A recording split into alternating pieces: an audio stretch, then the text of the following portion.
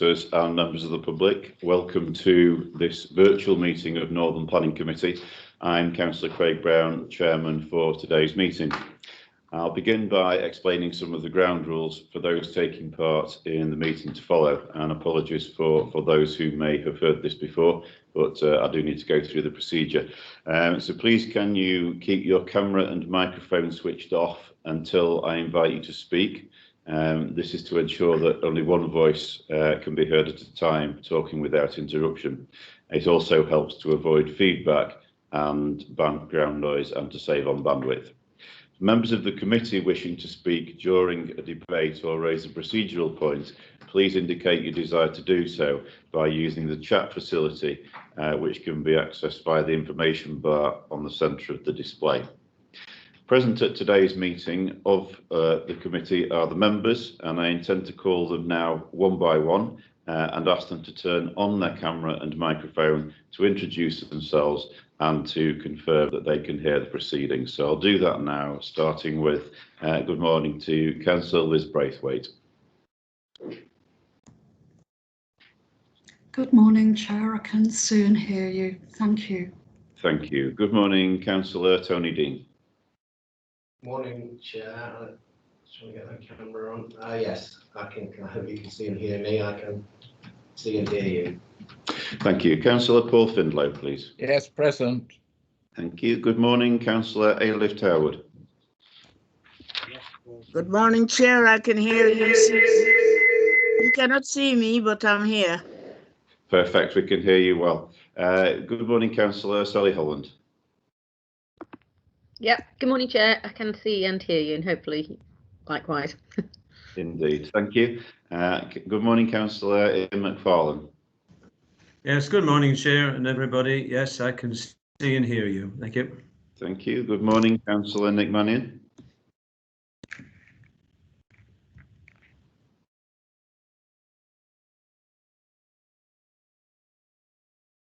We can't hear you, Councillor Mannion. I don't know whether you're on mute.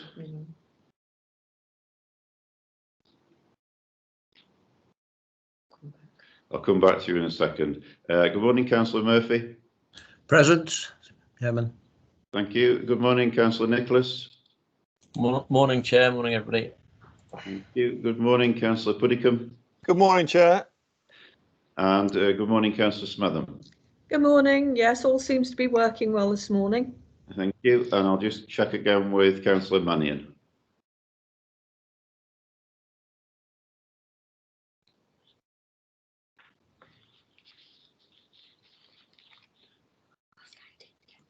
Right, we'll continue and try and re-establish contact with Councillor Mannion before the first item.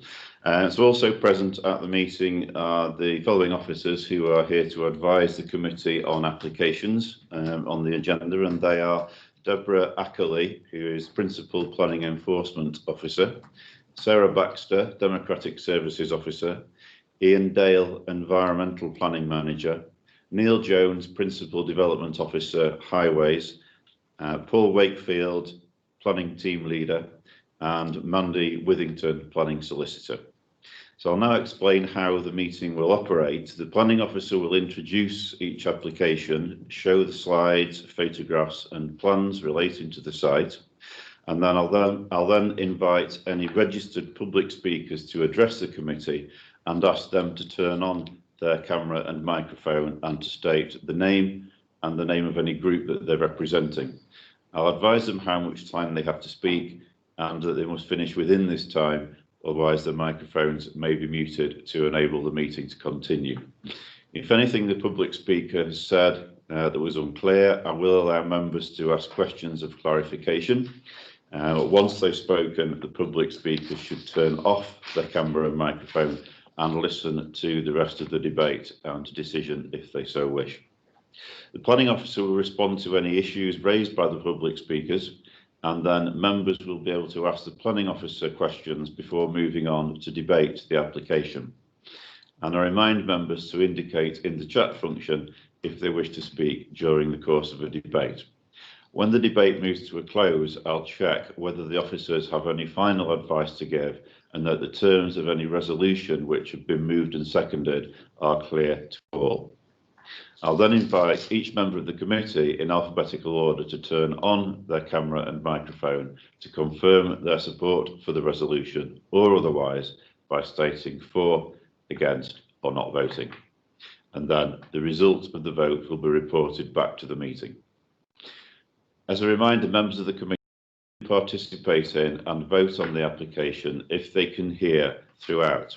If a member loses their connection and is able to alert us to the fact, the meeting may be able to adjourn for a short period to allow them to reconnect. If they're unable to reconnect within a short time, the meeting will continue without them and they'll be unable to participate in or vote on that application. If the live stream of the meeting fails, the meeting will be adjourned for a short time to try and restore the connection. If it's not possible to do that, the meeting will be postponed to a new date. And finally, please note that this meeting is being recorded and streamed live to the public, and also that there will be a fire alarm test at 11 AM. So we now move on to the agenda and item 1, which is apologies for absence. Mrs. Baxter, are there any apologies today? None received, Chairman. Thank you. Item 2 is declarations of interest. Are there any declarations of interest from council members? I will start by making one on behalf of all of us in the interests of openness and transparency. I have received, and I believe many of the rest of us have received, communication from the applicant in respect of agenda item 5. That's application 20/01113M. I haven't read the applicant's submission, and as a reminder, members of the committee are required to form based on the information placed before them during the meeting today. Are there any further declarations of interest? I've got Councillor Findlow and then Councillor Dean, please. Yes, thank you, Chairman. Agenda item 7, Pressbury. I know the applicant who is the neighbour, so I will withdraw from the proceedings for that item.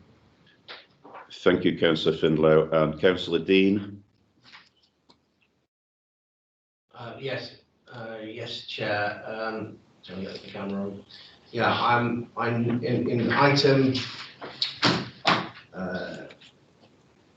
items 8 and 9. I am known to the occupant of number 53 Manchester Road, which is in between the two application sites 51.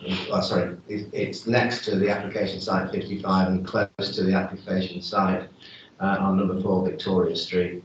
But he's not a friend of mine, and I'm not prejudiced, so I don't intend to excuse myself for the items 8 or 9. Thank you for that clarity, Councillor Dean. And I think finally from me, in respect of item number 6, 20/4003M, clearly I have called this application into committee.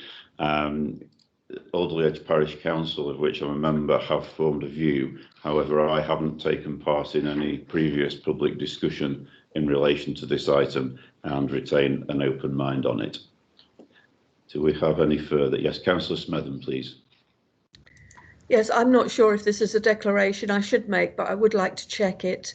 When it was previously in Macclesfield Forest Ward before the reorganisation, the quarry was in my ward, but I have not had any dealings with the quarry or anything related to it. So I just would like to put that on record. Thank you. Thank you, Councillor Smetham. I think it's only an issue if you'd had any involvement with this particular application, and I think you've confirmed that that's not the case. Thank you. Thank you. Okay, so I'll now move on to item 3, which is the minutes of the previous meeting, which took place on the 4th of November. I'm happy to propose those as a correct record of the meeting. Could I have a seconder, please, who was present for the entire meeting? Happy to second, Mr. Chair. I'm not sure that you were there for the whole meeting, Councillor Dean. I think you left early. Was it 111? Oh, sorry. Yeah, that's why I gave that caveat. Councillor Holland. I'm happy to second those, Chair. Thank you very much, Councillor Holland. So it's been moved and seconded that the minutes of the meeting be approved as a correct record. I'll now need to invite each member of the committee in alphabetical order to confirm their support or otherwise by stating for, against or not voting. And again, please can members be aware to only vote for or against if they were present for the whole meeting. Starting with Councillor Liz Braithwaite, please. Thank you. Councillor Tony Dean. Yes, not voting. Thank you. Councillor Paul Findlow. I think I was there for the whole meeting, so 4. Thank you. Councillor Ailif Tairwood. 4, Chair. Thank you. Councillor Holland. Yes, I'm for, Chair. Thank you. Councillor McFarlane. 4, Chair. Thank you. Councillor Mannion. Not in yet, Chairman. Okay, thank you. Councillor Murphy. 4. Thank you. Councillor Nicholas. 4. Thank you. Councillor Puddicombe. 4. Thank you. Councillor Smetham. 4. Thank you. Myself, Councillor Craig Brown, also 4. So those minutes are clearly carried. Thank you, members. So moving on to item 4, which is public speaking time. Members and members of the public who have registered to speak will be invited to do so on the item that they have registered for, and we will do that as we move on to each application. So we now move to item 5. It would appear that Councillor Mannion still hasn't been able to join. So Councillor Mannion will not be able to participate in the debate or the vote on this item. So we move on to the first application, which is item 5, application 20/0113M.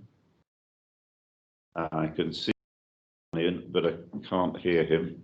Can you hear me now, Chair? Sorry about the comms issue. Just in the nick of time. Thank you, Councillor Mannion. So I'm just introducing item 5. So now confirm that you're in the meeting. So it's a hybrid application comprising full planning permission for the development of the upper quarry, including improvements to site access, the erection of 8-number industrial storage units, proposed landscaping and ecological mitigation works, and also outline planning permission for the development of the lower quarry to provide up to 13-number additional units at Hawkshead Quarry, Leek Old Road, Sutton, Cheshire, for AM Bell Properties Limited. And can I now invite our planning officer, Paul Wakefield, to present this application? Thank you. Thank you, Chairman. Good morning, everybody. There's just a few things to update since the agenda was published. There was one outstanding matter on the report about flood risk comments. Now, no further comments have been provided by the lead local flood authority, but given that the proposals for the lower quarry are in outline, and that was where their area of concern was, the relationship of the buildings to the watercourse could be dealt with at the reserve matters stage, so there's no significant flood risk issue there that can't be addressed at a later date. Added to that, and as the Chairman touched on earlier, members will have received letters from the applicant and their agent directly. The letters generally suggest that the report doesn't present a balanced argument. One point, it does note that there was a wide support from the local community, but whilst comments from the parish council were received that supported the application, no other letters, just to confirm, no other letters of support were received. But also, just noting these points from the applicant, I would just like to provide members with a sort of brief summary, if you like, of the key points from the applicant's planning statement, which are as follows. So the proposals support the continued growth and expansion of an existing rural enterprise. The site is currently occupied by AM Bell Transport, or has been occupied by AM Bell Transport since 1972, which is a haulage company, and the expansion of this led to the establishment of AM Bell Garages, which is a test and inspection facility. And now it's home to a number of local businesses providing rural employment opportunities which include an MOT centre for HGVs, a repair centre for HGVs, 2 industrial units occupied by Cheshire Cheese and Wine Emporium and Extruded Plastics, and a vehicle salvage dealer. There are also 20 driver-only HGV parking bays on the site as well, which are to be removed as part of the proposal. So the new industrial units will result in potential for increased employment in the area. 6 buildings and hard standing on the lower area, and there are 6 existing buildings, and hard standing on the lower area. And the upper area has an area of hard standing used for open storage. There was a positive pre-application meeting which took place in 2016. In 2019, the applicants engaged with Sutton Parish Council on the current proposals, who were very supportive. The proposals make efficient use of previously developed land, and the principle of redevelopment is acceptable. The site plays an important role in the rural economy, supporting small businesses and generating employment in a rural location. The application includes potential to reduce the number of HGV trips through the removal of HGV bays. The proposals would support the continued growth of the rural economy in the borough. There would not be any significant visual harm. Parking provision would exceed standards in the local plan. The development would result in a reduction of 8 two-way vehicle trips per day, and there's no material impact on the local highway network. Biodiversity improvements would result in compliance with the local plan policy SE3. There's no harm to residential amenity of nearby properties. The applicant's letters also make reference to the omission of some relevant planning history from the list, which are on pages 13 and 14 of the agenda. And just having gone through that list, it does appear that some applications were missed, not intentionally by any means, it was just a mistake. And just to summarise those, there was a change of use of Hawkshead Quarry, excuse me, for light industrial purposes, which was approved in 1963. There was a dwelling approved on the site in 1972. A caravan permission was renewed in 1972. An extension to one of the existing buildings was approved in 1980, and a steel frame building was approved in 1990. And then one final point of clarification is that the report refers to the creation, this is the officer report, refers to the creation of 21 jobs through the application proposals. This figure was taken from the application form, and it actually appears to refer to existing employees. There was no mention of additional jobs within the planning statement itself. The applicant's recent letter has suggested that it will create up to 53 jobs. So just turning to the presentation, I'll just share my screen if I may. Just bear with me.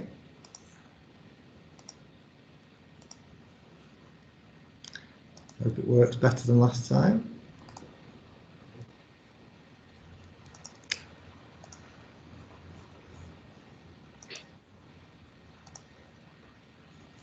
Can you see the full page? We Joe? can now see the full page. Thank you.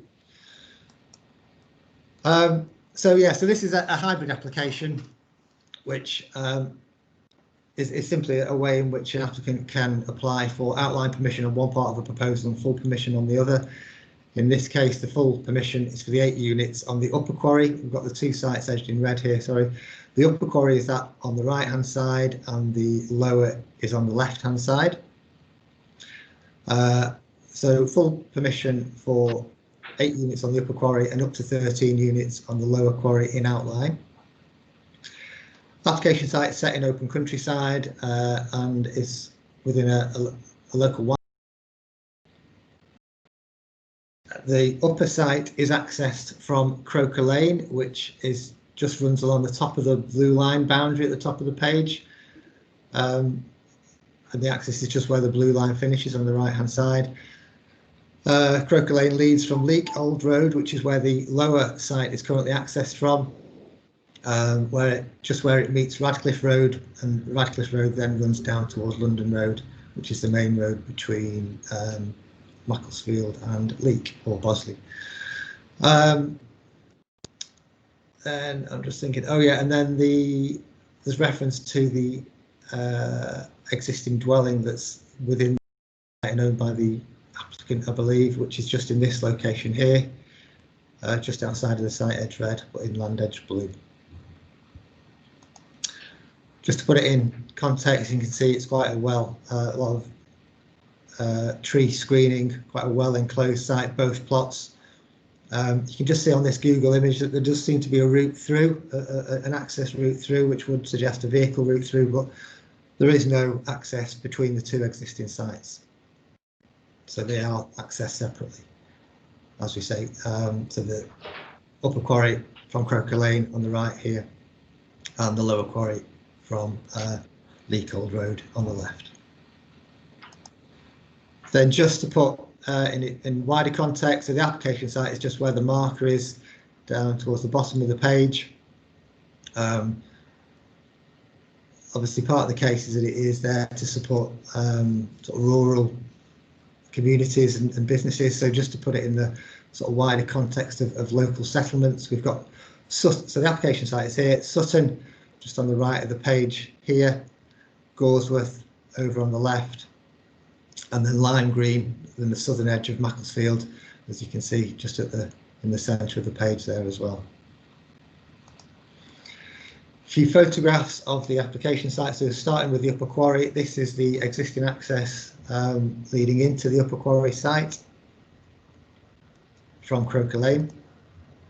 And then once you're in the site and approach down the access road, this is what you would see on the upper quarry facing in a southwesterly direction. And then again, northeast back towards the access, which I think is built between those two trees there.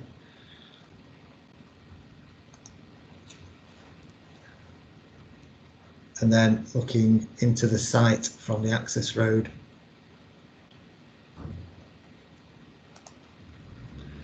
And then turning to the lower quarry. So this is the main entrance to the existing quarry. On the right hand side, you can see the sign there, the existing dwelling just outside of the application site, just on the upper level. You can just see it there. It does rise up quite significantly, hence the lower and upper quarries. So within the site, this is the low area. These are the two buildings that sit relatively centrally within the application site at the moment. So facing southeast, showing the northwest elevations of these existing buildings. And you can see the various areas of parking and hard standing that surround it. Then again, facing northwest, upper quarry in the distance. The building on the left hand side is the one that sits behind the two. It again is quite centrally located, sits between the two that sit side by side. And then these two buildings are those which are positioned at the sort of lower right hand side of the site. And then another view.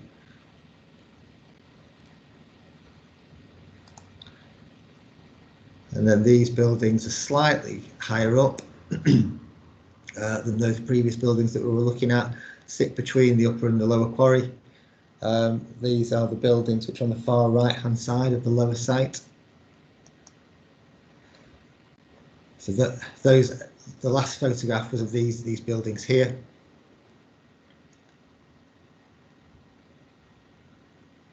And so yeah, so this is existing site layout. So starting with the lower quarry first, as we can see, buildings centrally located, the sort of more substantial buildings, with parking areas around the perimeters and excuse me, and between the buildings as well.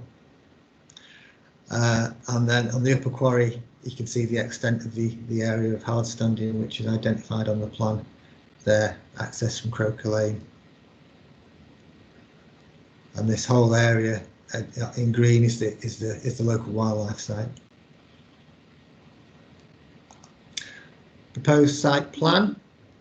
So we've got, starting with the upper quarry, the right hand side, 8 units proposed. Access is slightly widened from the existing. So 2 units are proposed on the right hand side as you enter into the site. And then the remaining 5 form this sort of courtyard arrangement around a turning area in the middle. And then, so that's the full application, and then in outline, up to 13 units, excuse me. We've got, and the majority of these buildings, at the moment, as I say, this is just for indicative purposes only, because it's outlined with only access, which utilises the existing access from Leacold Road. So these, the indicative plan suggests the buildings being laid out on the edges of the application site, fitting in around the existing buildings, which will be retained. Few examples of buildings as proposed on the upper site, which form part of the full plan application, which are in your key plans. So these are just reminders, if you like, of exactly what's proposed, but fairly typical industrial type buildings,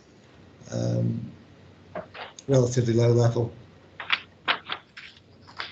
And then again, excuse me, on the quarry, just indicative details. More of the same, really, but yeah, just for illustration purposes, really, these ones. And that's pretty much it, Chairman. For the reasons set out in the report, the application is recommended for refusal. Thank you very much. Thank you very much for that, Paul. So we now move on to the public speaking time, and I'd like to invite the first of our public speakers, which is Councillor Andrew Gregory, who's the ward councillor. So, Councillor Gregory, if you'd like to now turn on your camera and microphone and prepare to address the committee. Councillor Gregory, you have up to 5 minutes, and there may be questions afterwards. Thank you. Morning, everybody. Thank you, Chair, for giving me the opportunity to speak this morning.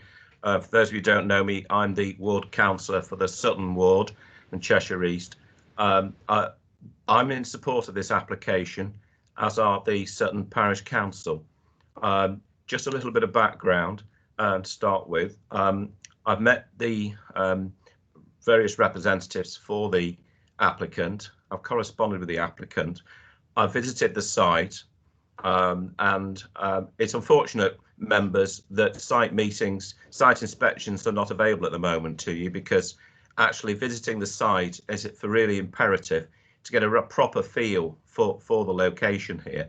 You can only go so far by looking at the plans. What's really useful is to walk around the site, and in particular the upper quarry area. I've also had some very good support from Mr. Wakefield and his colleague Louise Dowd on this.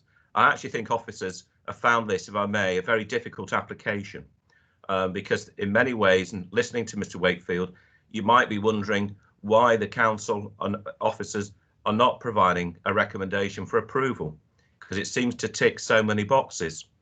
So perhaps just a little bit of history first.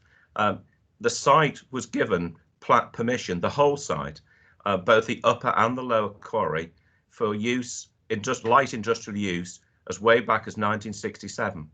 And the applicant, the Bell family, as Mr. Wakefield has explained to you, have been using the site since the 1972 for transportation, primarily the transportation and also the repair and servicing of heavy goods vehicles.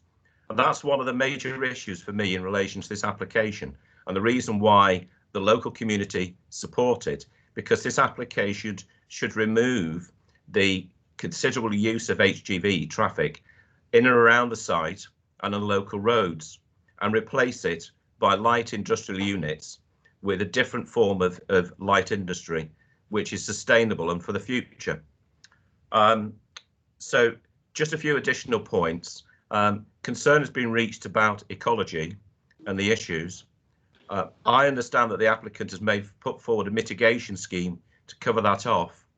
And for me, it seems, members, that actually what can happen here is there can be a change in the use of the site without there being any significant damage to ecology, given the mitigation scheme and proposals. I think what's important to bear in mind here is that what the applicant is trying to do is transform the site from what is primarily, as you've heard, been a location for the use of heavy goods vehicles, and to move it forward, as indeed we must all do now, coming out of COVID, hopefully, build a better future with a different sustainable type of business model. And that's exactly what this applicant is trying to do.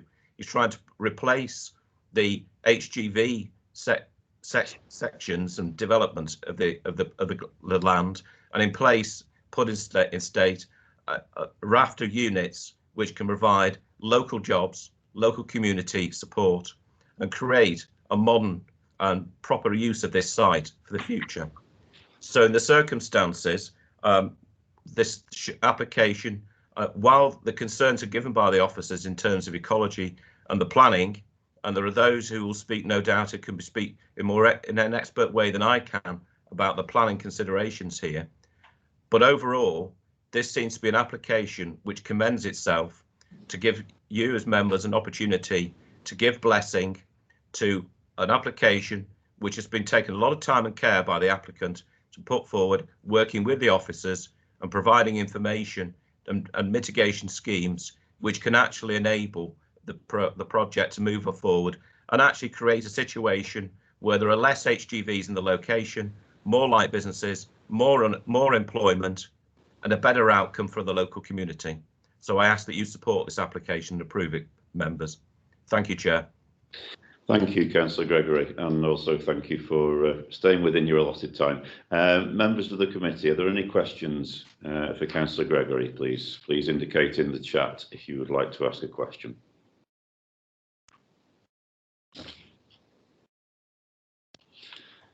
I'm not seeing anything. Oh, yes, sorry. Councillor Findlow, please. Does the local members' support apply to both areas, the lower Quarry area and the upper Quarry area, which are differently impacted, are they, by the presence of HGVs? Yes, I do, Councillor Findlow. Just to enlarge and explain to answer that question, although they're described as upper and lower Quarry, they are of course all part of one site, one piece of land. And my understanding is that ultimately the plan is that the lower Quarry, with the outline planning application, will move away the HGV servicing, and there will be then a number of light industrial units on the lower Quarry as well. Thank you. And Councillor Smetham, please. Thank you. I wondered if you had any idea of the numbers of employees that access the site currently. I think there were 12, there was a discussion about 12 earlier. Are they local people, do you happen to know, or would they be travelling from further afield? And secondly, do you have any idea of how the site is run at present in terms of the ecology? And there's a mention of Japanese knotweed on site. So two aspects there, please. Thank you, Councillor Smetham. I'll deal with the first question. In relation to numbers of local employment, I don't have those numbers. The applicant's agent may be able to assist with this. What I can say, my own knowledge, is that I'm aware that there are a number of people who do travel to the site to get their HGVs serviced, as it's an MOT centre. And one of the issues has been that, quite rightly in this day and age, those fleet managers are actually now using MOT centres which are much closer to the motorway network. So there's decreasing traffic in any event to this site, but it does of course mean that there are external visitors to the site as well as local people. But unfortunately, I don't have the numbers for you in terms of the actual numbers of local employees. In terms of the ecology, apologies, but no, I'm not aware of what's happening in relation to the treatment of Japanese knotweed, although I do have personal experience, Councillor Smetham, in my own respect of my own property, of how difficult that can be as a piece of vegetation to remove. But again, perhaps the applicant's agent may be able to answer that question for you. Thank you. Are there any further questions, members? Yes, Chair, we've got 3 in the chat. No, it's not showing up on mine. Councillor McFarlane, Dean and Holland. So Councillor McFarlane, Councillor Dean and Councillor Holland. So I'll go to Councillor Dean first, please. Thank you, Chair. Yes, a quick question. There is comments from Sutton Parish Council and Gordworth Parish Council. Can you clarify which parish this application is in, or is it split between the two? My understanding, Councillor Dean, is it's in Sutton. Thank you. only. Thank you. Councillor McFarlane, please. Yes, good morning, Councillor Gregory. Just a question, please, from page 20 of the agenda. It mentions that the need for a countryside location has not been demonstrated. Do you have any comments on the possible need for this application? My understanding, Councillor McFarlane, is that there is a shortage within the borough of the kind of small industrial units that Mr. Wakefield showed you on the plans that are available for occupation. I can't give you any particular statistics. Thank you. Mr. Wakefield may be able to comment further on that. Thank you. Thank you. And Councillor Holland, please. Thank you and good morning, Councillor Gregory. Just a quick question, which has been partly answered by the previous councillor, but I was just wondering, as it's your ward, are there other, I think there's reference to small business startups here, and I was just wondering whether there is any other areas in your ward that offer the similar kind of business environment and building that this is going to offer. Just wondered if you could help there, assist with that question. Thank you, Councillor Holland. No, there aren't. And without this sounding as if you've led the witness, in fact, one of the reasons again for this application is that there was previously a light industrial use in Langley, which is now set for houses by Seddons. So actually, there is very little space available in the Sutton ward for this kind of development. Thank you. Are there any further questions, members? I'm for some technical reason I'm not able to see comments in the chat, so whilst that's being sorted out, I'll have to ask members to use the hand raise tool on this occasion. So I've got Councillor Findlow, please. I think you said, sir, that there was support from the local community in this sort of application. It's reasonably unusual. Why do you think that is? I'm pleased to hear there is local support, but could you tell us about the nature of that support, please?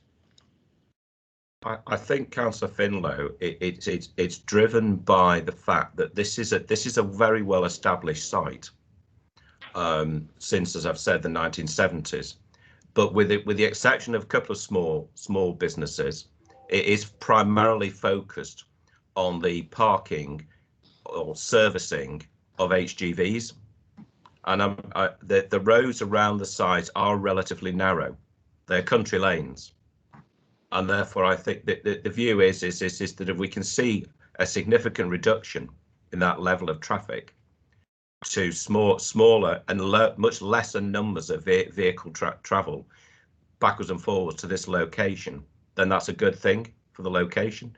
Secondly, it is a semi-rural area, Councillor Findlow, and in the absence of work in relation to the farming community, there isn't a great deal of employment opportunities in that old area. You'd have to go primarily into Macclesfield town itself to find too much in the way of employment. So this is a unique situation, actually, where there is a location that does provide employment already. And obviously the proposal is it will significantly increase that level of employment, and that's got to be a good thing. Very helpful. Thank you, Chairman. Thank you. Thank you, Councillor Gregg. Any further questions? So if I could now ask you to turn off your camera and microphone, and I'll move on to the next speaker. Thank you, Councillor Gregory. So the next speaker is Alison Freeman, who is the agent for the applicant. So ask Mrs. Freeman to turn on her camera and microphone, and you have 3 minutes speaking time. Please begin whenever you're ready. Thank you, Chair. Good morning. You have been sent a lot of material on this application, not least from the applicant, who's the third generation operator of the business park, still known as Hawkshead Quarry. Our correspondent majors on the serious and misleading absence in the report of materially important planning history and the absence of reference to the strong rural economy policies in paragraphs 83 and 84 of the 2019 framework, which I'd ask Paul Wakefield perhaps to read afterwards. Little of our case appears, unlike 3 pages dedicated to a single local objector. Throughout our 4-year pre-application process, we were supported in principle by your officers throughout, save for the later elements, the ecology matters relating to the upper area. Then to find the application is up for refusal, even for the lower site, is devastating. All our hard work seems to have been in vain. Despite COVID and its dire effects on the economy, my client has helped to retain 32 existing jobs on site, with the prospect of creating up to 53 new jobs, not 21. And yet your officers advise that job creation isn't a strong enough reason to overcome accessibility matters. But they also fail to refer to policy EG3 para 11 of your local plan, which seeks to safeguard all existing viable employment sites. The report fails to advise members of the 1967 extant commercial planning permission, which covers the whole site, and this is still a live and valid consent. Even if there wasn't a parent consent, we've shown we have a 50-year-long commercial use on both sites. There is no bar to having buildings off Croker Lane, as the reclamation consents were never implemented. Your officer will confirm this. There is no reference, as I say, to the 2019 framework, which postdates the core strategy, specifically supporting rural locations for new buildings on existing business sites, fully accepting they may not be in sustainable locations or settlements because of their vital role to the rural economy. But the site is accessible, quite unusually for a rural location, by both cycling and by bus. The suggestion ecology is still an issue is concerning. Our client is within his rights to clear the whole of the overgrown area at the upper level, but he hasn't. He has instead offered full mitigation off-site, more than needed to satisfy the policy. Through the 6-month delay since the due decision date in April, our client and the borough has already lost 2 local businesses that were due to relocate from Rita Scragg in Lanley. They've now gone to Stockport. Sustainability isn't about accessibility. It's about protecting and helping deliver vital new businesses in rural areas to serve not just local businesses in the community, but the wider borough. Please, please don't let my client lose further new local companies, which will happen if this application is refused. Thank you. Are there any questions, members? Please indicate using the hand raise tool. Councillor Smetham, please. Thank you. I have several questions, I'm afraid. Might take a few minutes, so I hope you'll bear with me. That's fine. Shall I read them all out one at a time, or would you like to take them one? I'll take them one at a time, Councillor. How many there are, I suppose. I'm afraid there are 5. Okay. Do you have any idea where current employees travel from and where new employees would travel from?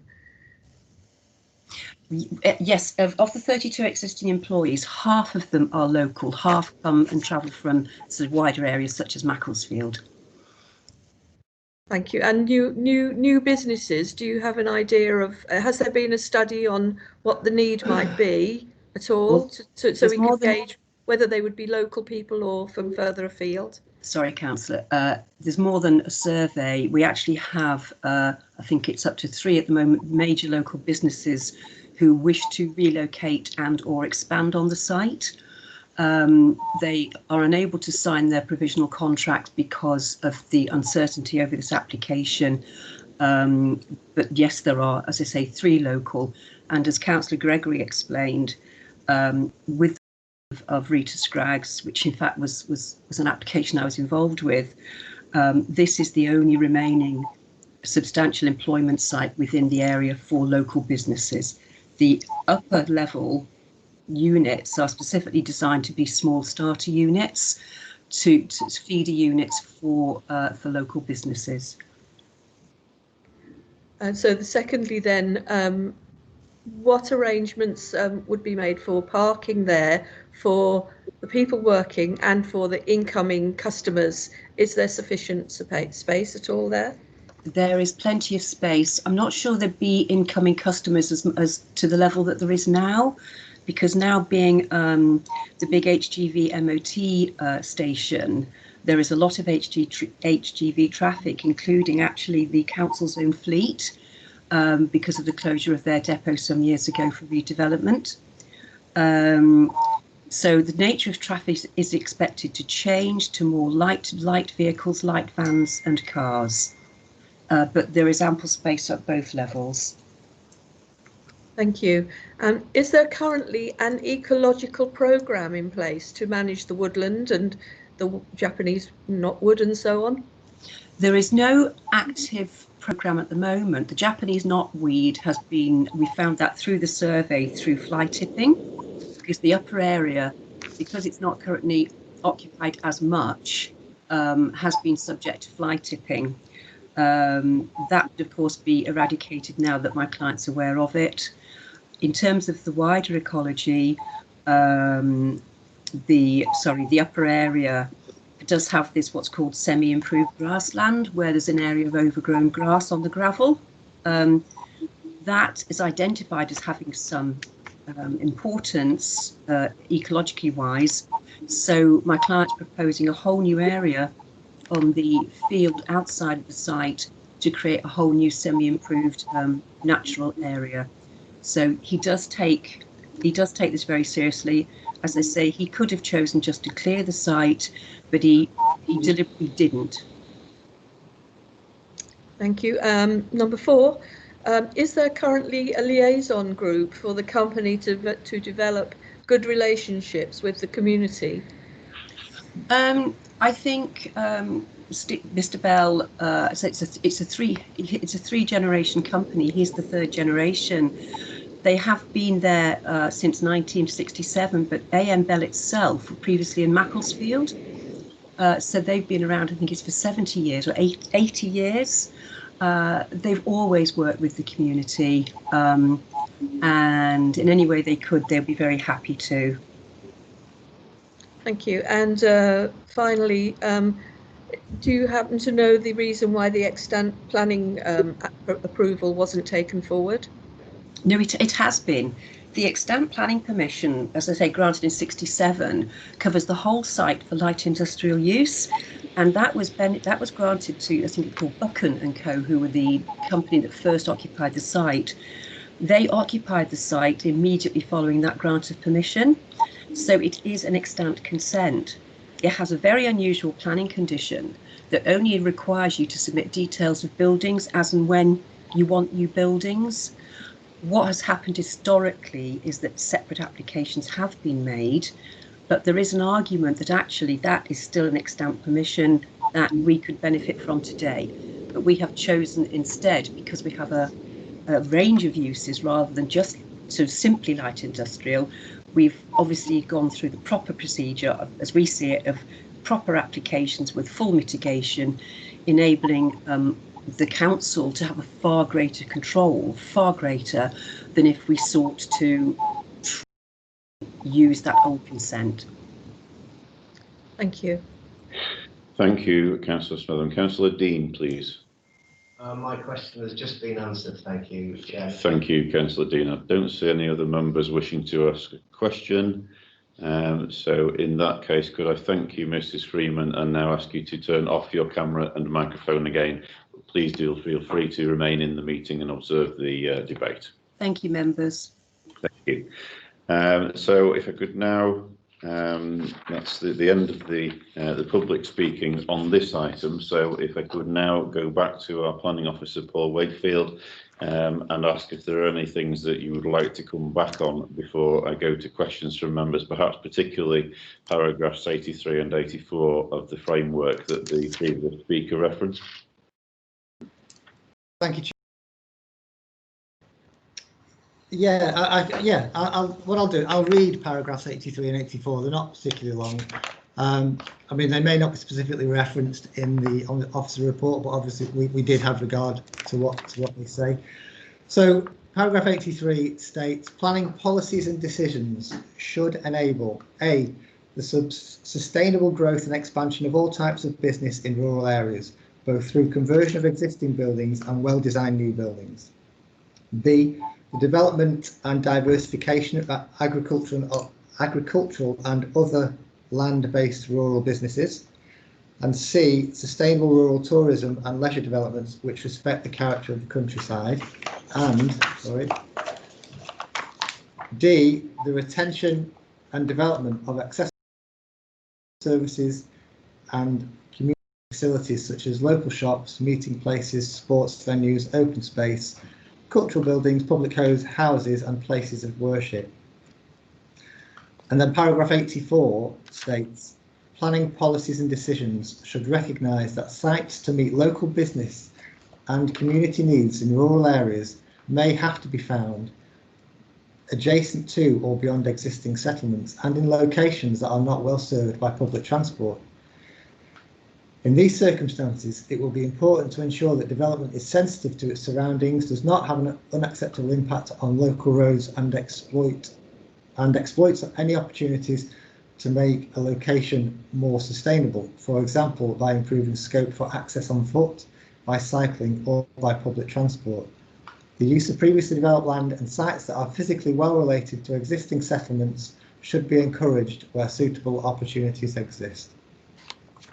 And I think on those points, as I say, I think they're covered within the officer report, so I probably wouldn't add much more to that. But just in terms of, just to pick up on a couple of points from the speakers, I think it's important to note that Mrs. Freeman raised a few things about safeguarding employment sites, for example, whereas officers have never received anything to suggest that this particular business is at risk moving forward in the absence of any development. Then Councillor Smetham asked about the location of current employees. We were never given it. Well, we weren't given information about the number of jobs being created within the planning statement. It was only at the very last minute that we were given it. But so half of the employees are local and half are from Macclesfield.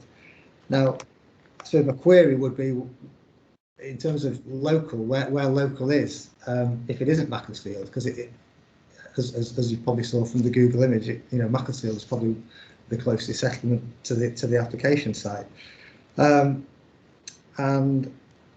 similarly, we've not had evidence of any demand from local businesses. We've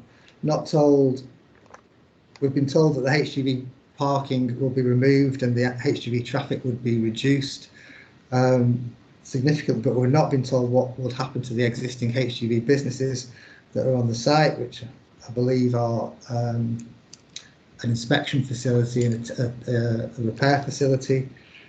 And in terms of wide local support, as I touched on at the start, the only letter of support, the only comment of support we had was, Sutton Parish Council said they had no objection. They didn't go into any further detail. It was simply they did not have any objection to this particular proposal. So officers are presenting the information as best they can and assess the application on the back of the information that's been submitted. And yeah, our concerns are set out within the report. But other than that, Chair, at the moment, nothing else to add. Thank you. Thank you, Mr. Wakefield. So I'll now move on to questions from members back to our officers, starting with Councillor Puddicombe, please. Yeah, thank you, Chair. On the consultations, I mean, I think it's a shame that Sutton Parish Council didn't say if they were enthusiastic about it, but obviously they just said they had no objection. But there was one objection. We seem to have analysed it in considerable detail, and that has all been outlined in detail. And I don't remember that happening before. Why one objection has been so massively outlined? I just wonder if Mr. Wakefield could comment upon that. Thank you, Councillor Puddicombe. I'll take a few questions and then go back to the officer. So Councillor Murphy is next, please.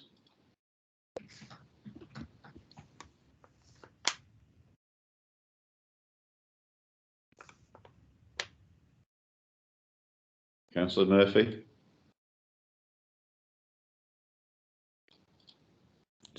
Sorry, Mr. Chairman, can you hear me now? Oh, we can now, yes. Sorry, beg your pardon. It was just on that last point that Councillor Puddicombe just made about the objection.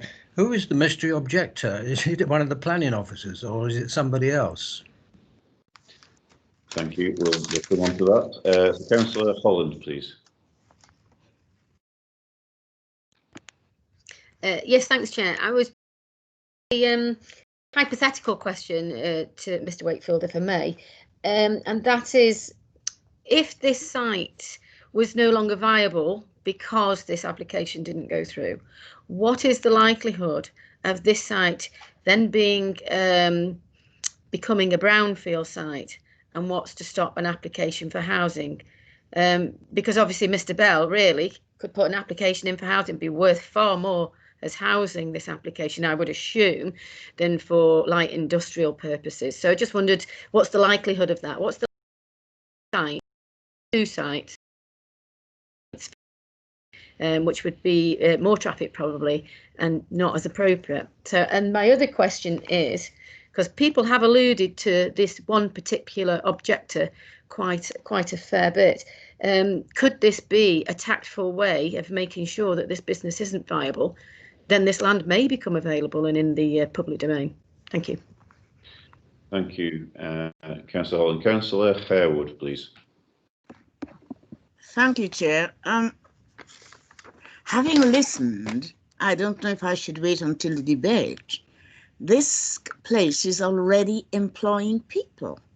Sorry, so Harewood. Yes, it may. If it's not a come question, for the debate. it could wait for the debate. Shall I wait for the debate? Because and before I get into debate, can I say that it has been mentioned that there has been no objection. There has been support. There has been so much support. So I wondered why, when those other organizations had a chance to object, they did not.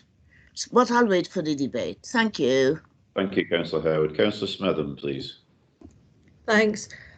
I want to ask if it's possible to control all these proposals stated by the developer within conditions, what looks like to be a future time, not for today, which actually concerns me. But can we control all these possibilities? Thanks, Councillor Smetham. And Councillor Dean now, please. Yeah. Technical question for Mr. Wakefield. This is a hybrid application.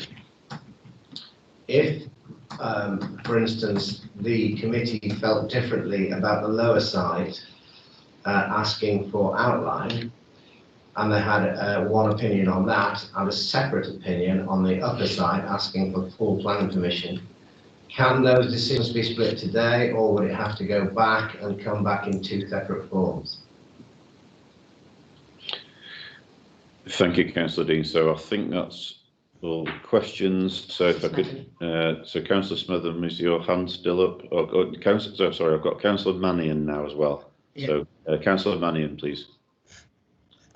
Thank you, Chair. Councillor Holland's picked up on the point I was going to ask about. We've considered many applications over the years in rural areas where sites have previously been employment sites for like plant nurseries and garden centres, and where those businesses have ended and they come forward as a windfall site for housing. So again, I would emphasise the point Councillor Holland made is, if commercial activity was to cease on this site, would it therefore be considered as a windfall site for housing in the future? Thanks, Councillor Mannion. So I'll now go back to Mr. Wakefield and ask him to respond to those questions, please.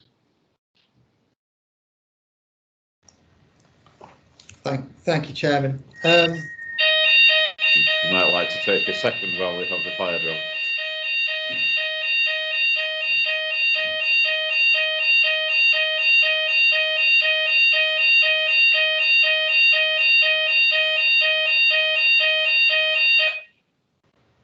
Thanks. Please continue.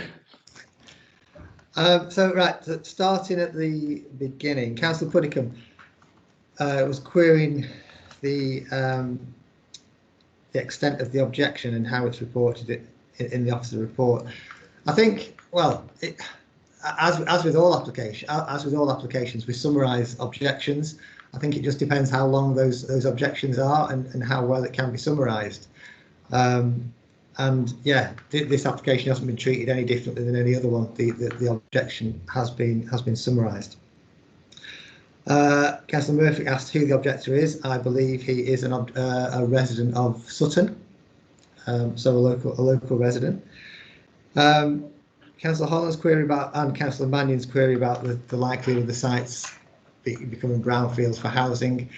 Well, I suppose ultimately it's for the applicant to decide as to what he does with his sites into the future.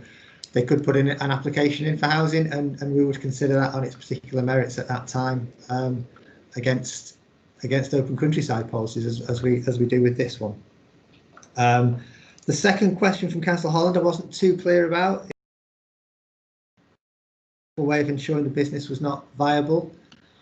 I'm not too sure if what she meant by that particular query. Similarly with Councillor Smetham's question as well, in terms of whether we can control all possibilities. I think, yeah, I mean, we can put conditions on any planning permissions that are granted, but I'm not sure exactly what's meant by controlling all possibilities. And as a hybrid application, Councillor Dean asked, can a split decision be made? To be honest, I don't actually know. I might have to ask Mrs. Worthington, our planning solicitor, about that, because I'm not too sure off the top of my head. But we can come back to you and find out that. And then Councillor Mannion's query was similar to Councillor Holland's about the site coming forward for housing, which, as I say, would be assessed at that particular time.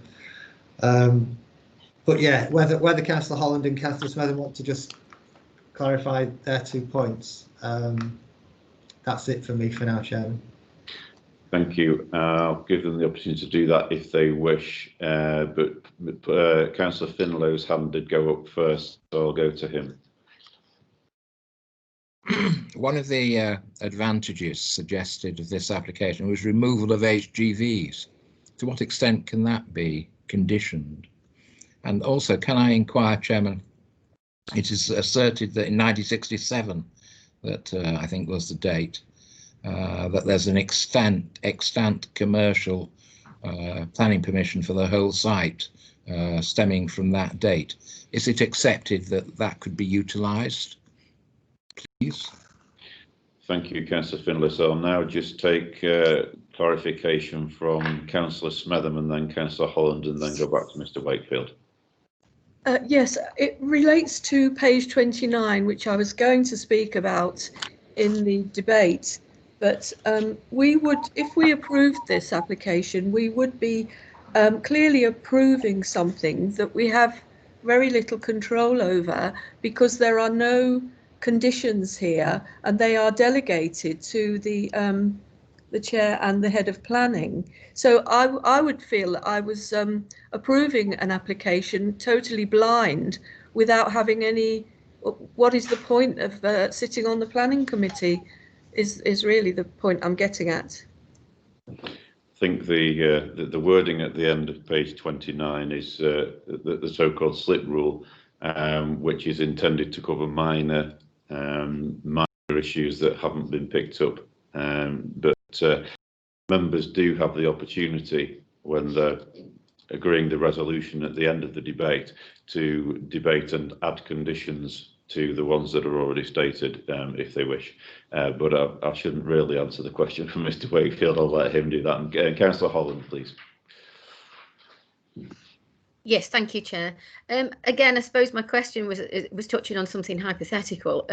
It was really a suggestion that if we don't know who the objector was, could this be really a campaign to try and acquire land by developers? That's what I was getting at, and I didn't want to put thoughts in people's heads.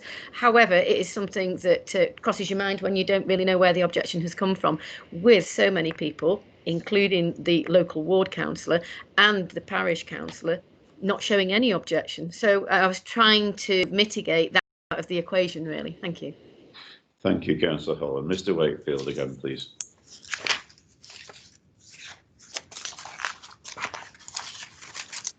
Thank you, Chairman.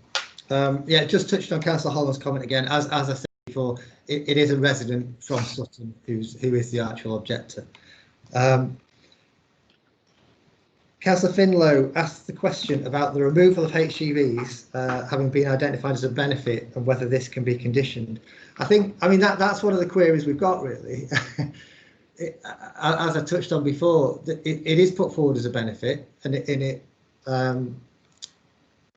but the HGV traffic at the moment is on the lower site, and the driver-only parking bays and the repair and inspection facilities are on the lower site. Now, the way in which the application has been submitted is that the development of the upper site as a full plan permission or full plan application, you would expect that would come forward first, and the lower site is likely to remain as it is, for the immediate future. We don't know. We just don't know what's going to happen because of the outline nature of the proposals on the lower site. So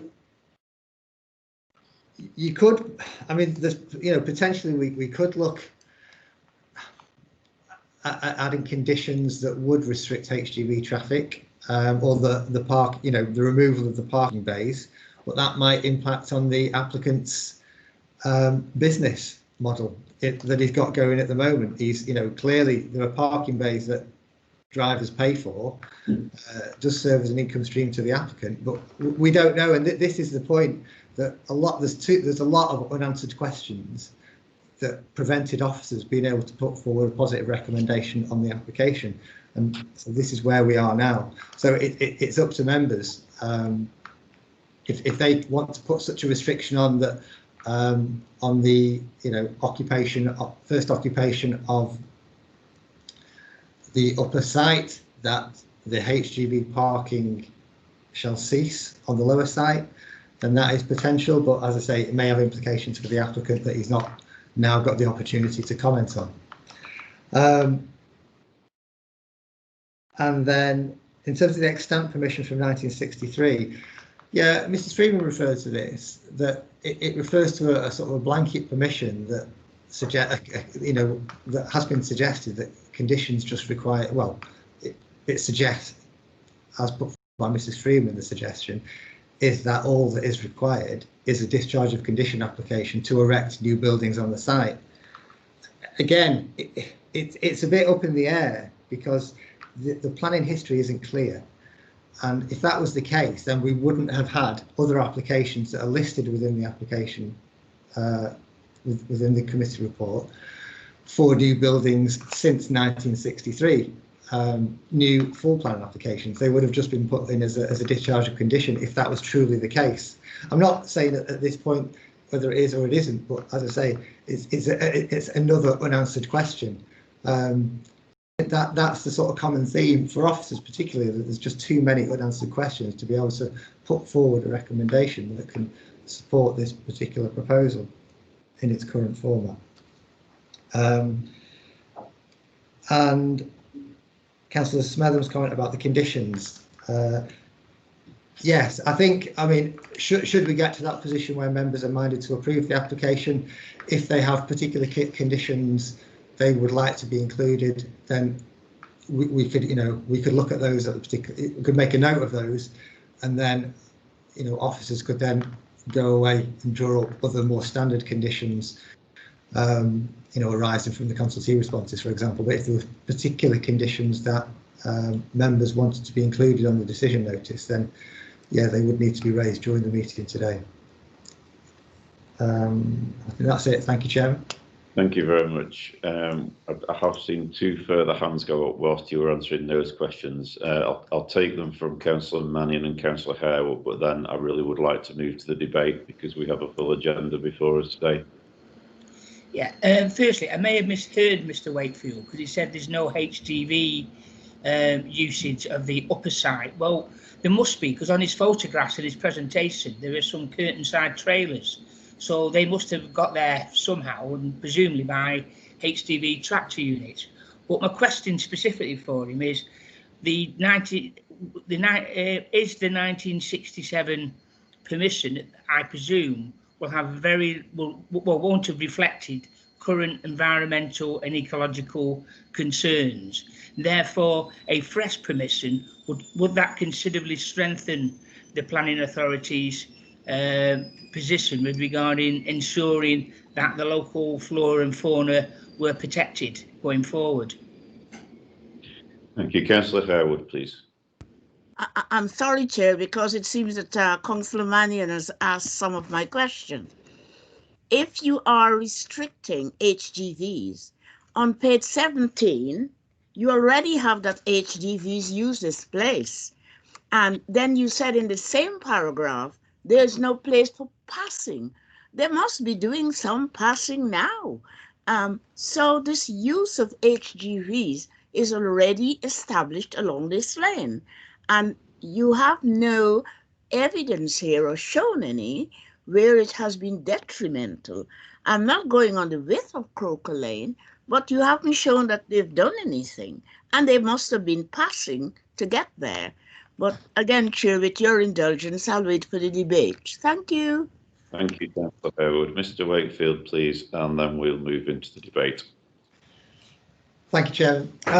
Yeah, just in terms of Councillor Mannion's comments, I didn't say there's no HGV use of the upper site, because, yeah, as you say, there are trailers there and clearly it's been accessed before. The point I was making is the benefit that's been put forward, the removal of the driver-only HGV bays, takes place on the lower site. And as I say, that's the benefit that's been quantified and put forward by the applicant. And has been picked up by members, of course, as well. So that would still potentially exist with the development of the upper site. In terms of the 1963 permission, and your query, would a new permission strengthen the council's position in terms of flora and fauna? I think it depends. It depends how you look at it, as it's set out in the report. Really, ideally, no development would be the ideal solution, or amended development would be the ideal solution without any impact, or as little impact as possible on the local wildlife site. But if the application, as far as I'm aware, in terms of a local wildlife site, there's nothing to stop the applicant, should we say, re-landscaping it, or changing the flora and fauna that are within it, and thereby potentially reducing its value outside of the planning process. So in answer to your question, it may well give us a more certain footing and secure mitigation. But as I say, the first option and preference would always be the avoidance of any impacts. Thank you, Chairman. Thank you, Mr. Wakefield. So I'd like to now move into the debate, as I said earlier. Usually we begin with the closest ward councillor. I'm not actually sure who that is in this case, but perhaps I could have a volunteer to lead us in the debate, please.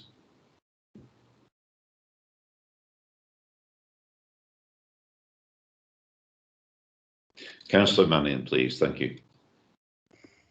Yes, this is a really interesting one, and just for those who are not aware, my part of my portfolio at Cheshire East Council includes economic development and rural employment, in helping sustain rural employment, and I'm also responsible for the environmental strategy, which is about protecting and encouraging the diversification of our flora and fauna.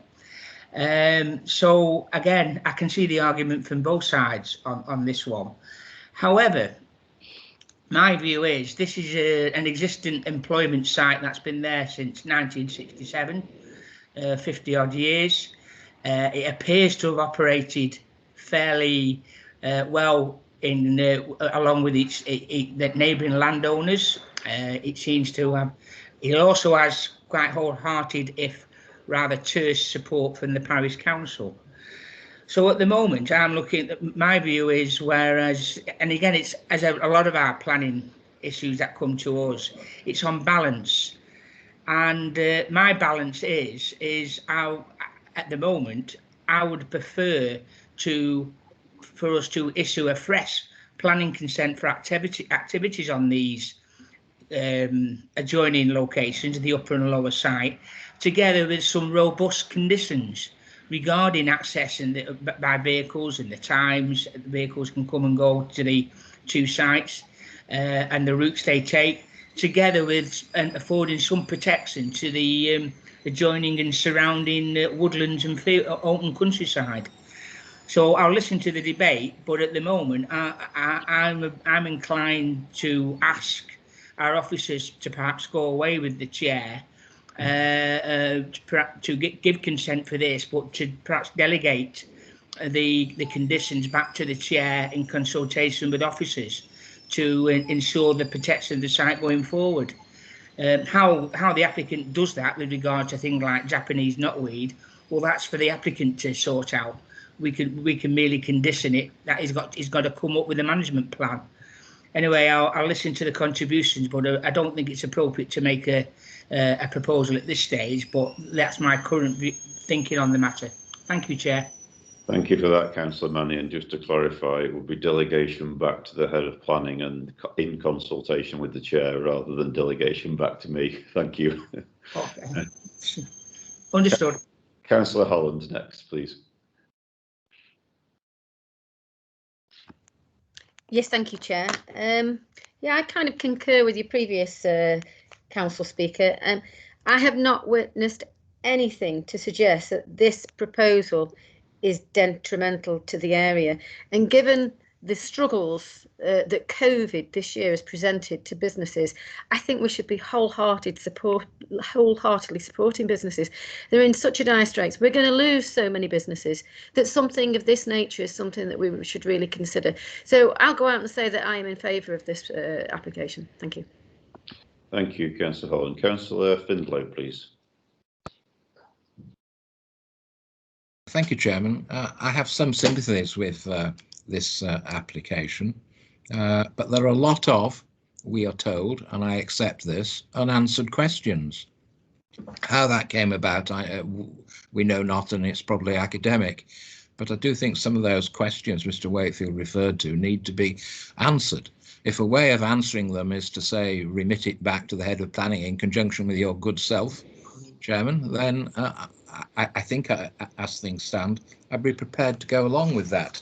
I do take notice, particular notice, as I always do, of what the local member says, and we heard from the local member very clearly. I'm still not entirely clear what Sutton Parish Council, it says no objection here, been received from Sutton Parish Council, or just nothing, and therefore the words no objection, I think, appear here somewhere. If that could be clarified, I'd be grateful, but I do think referring it back or remitting it so that the significant questions relating to conditions can be ironed out and put together in a comprehensive and detailed way would be advisable. Thank you. Thank you, Councillor Findlow. Councillor Harewood, please. Thank you, Chair. There's so little to say.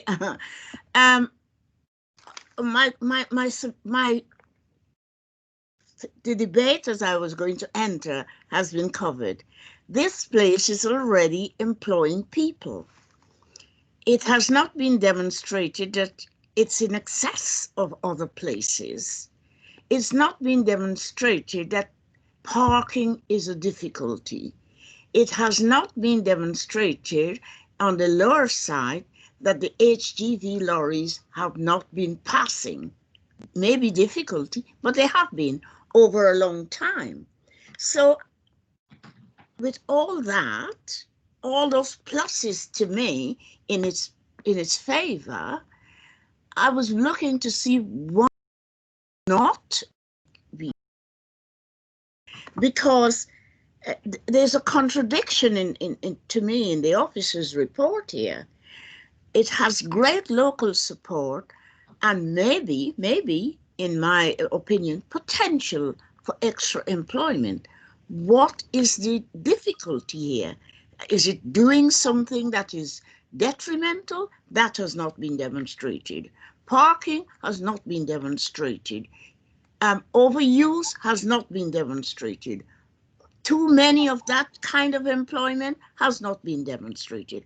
I have difficulty in saying it should not be supported. But again, I'll wait. Thank you. Thank you, Councillor Harewood. Now, I'm conscious that I have 3 further members waiting to speak. However, our planning solicitor would like to come in at this point just to give us some guidance and a point of clarity, I understand. Thank you, Councillor Brown. Sorry, it's me.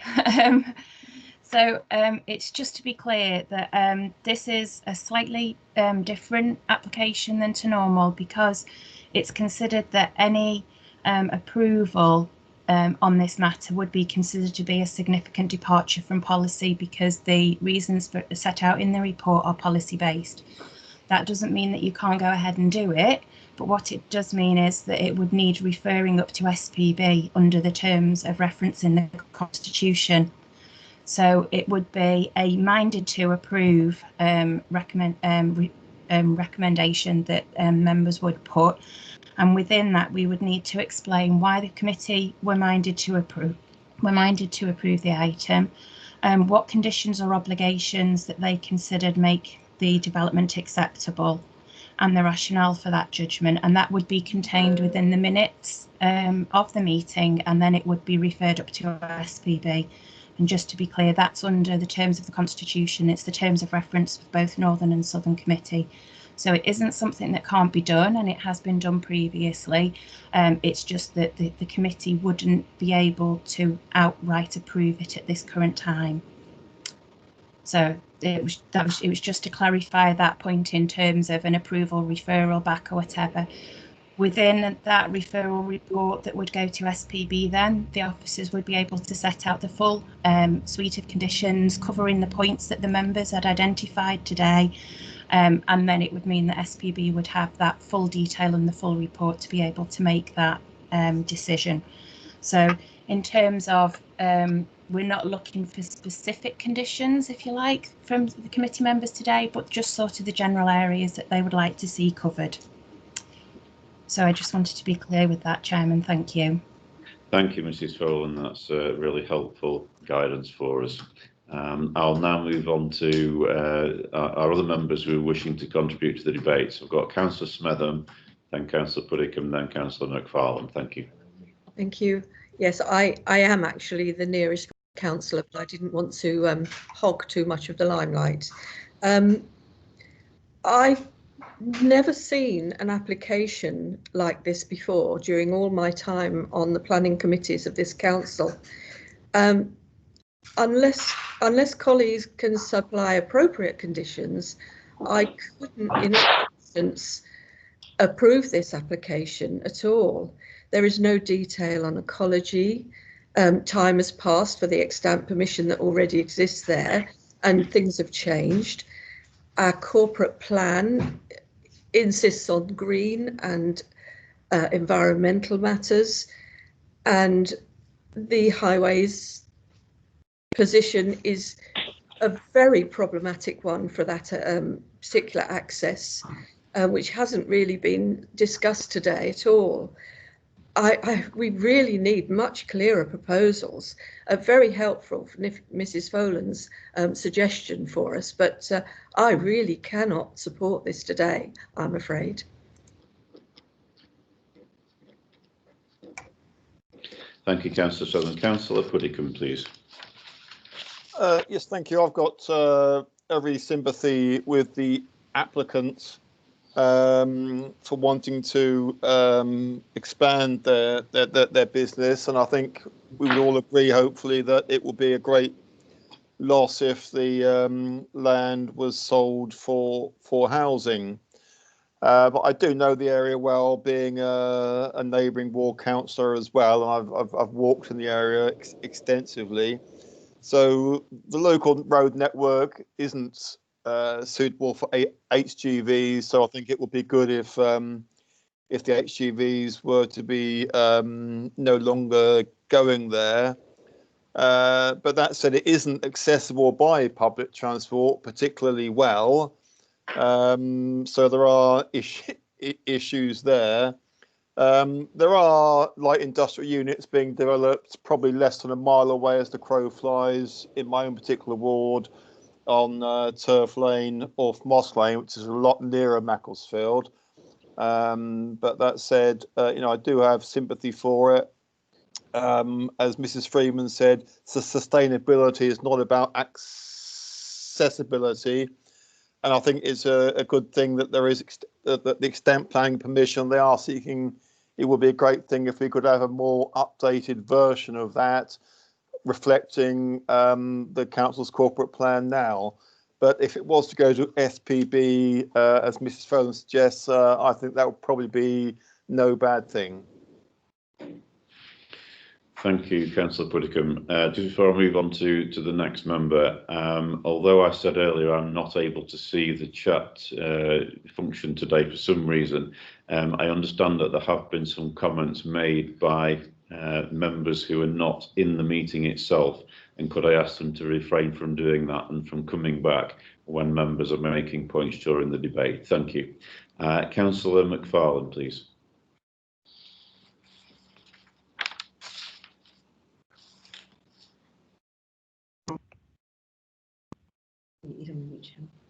Sorry, Chair, it's a bit slow at this end. Thank you. Yes, my point is Mrs. Freeman was giving encouraging comments regarding the future usage of the site, purely from my own point of view. This is, I think that's encouraging. I think, as Councillor Holland said, is we have, and I understand the Mrs. Folan's comments as well, but we have to encourage business use, and there obviously is a demand for small industrial units in the rural area. There are conditions, there are things we have to consider, but currently that's my position, and I shall keep listening to the debate. But I'm encouraged by what I've heard so far from that particular side on the future of this place. Thank you. Thank you, Councillor McFarlane. Councillor Dean now, please. Yes, sorry, Chair. I know this is the debate, and I've listened to both sides, and I'm still balanced here between them both. What I would say, though, is that the top quarry, according to the documents we've had, has no buildings on it at all. It is in the open countryside, whereas the lower quarry is significantly developed already. It would be easy for me to say yes to the lower quarry, but I struggle with the ecological issues, etc.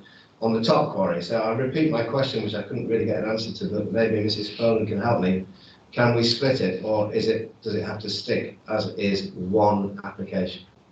I'll allow our officers to give that some thought. We'll also take a contribution from Councillor Braithwaite and then go back to them. Thank you. Councillor Braithwaite, please. Yeah, thank you, Chair. The creation of 53 new jobs carries considerable weight, and I don't think in the current climate we should be not approving something that could create employment opportunities. So at the moment I'm minded to support the application. Thank you.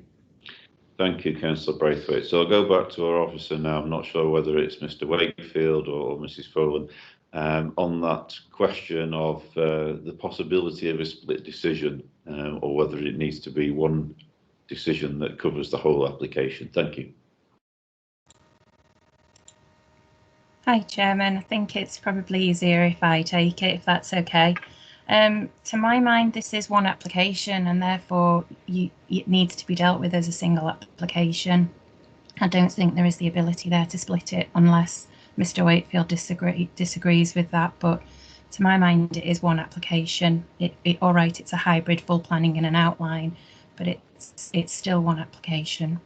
Thank you. Thank you. Councillor Murphy, please. Thank you, Mr. Chairman. Several members have made the point about the fact how we need our economy to be really bucking up at a time like this, and Councillor Braithwaite just made that point very well, and therefore I would like to propose that we do approve the application.